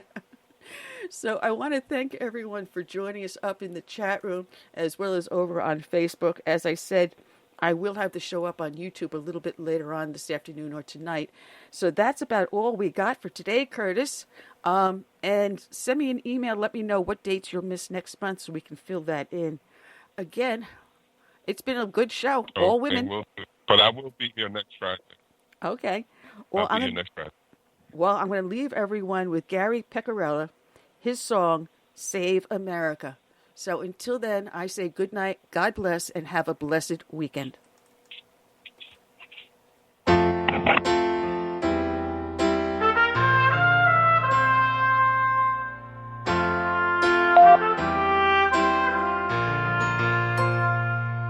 I'm praying for this land I love, America, America, the home of the free. But there are people making plans to change America. They've no respect for her or what matters most to me. That's why I stand for the flag and I kneel at the cross. For the friends I have loved and lost. And I still believe in God we trust. And the prayer my forefathers granted us. I hope it's not too late to save America.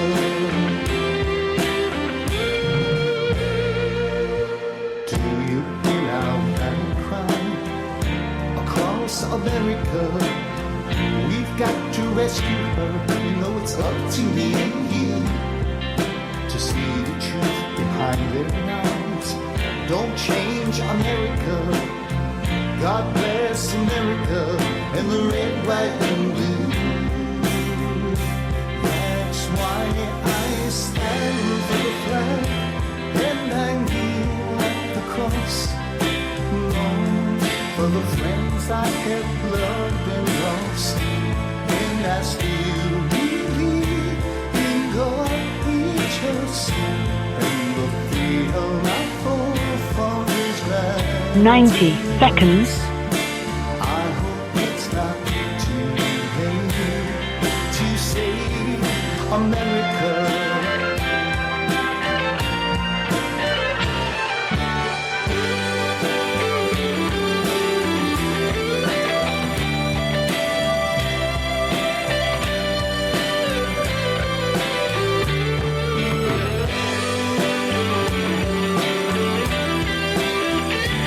60 seconds.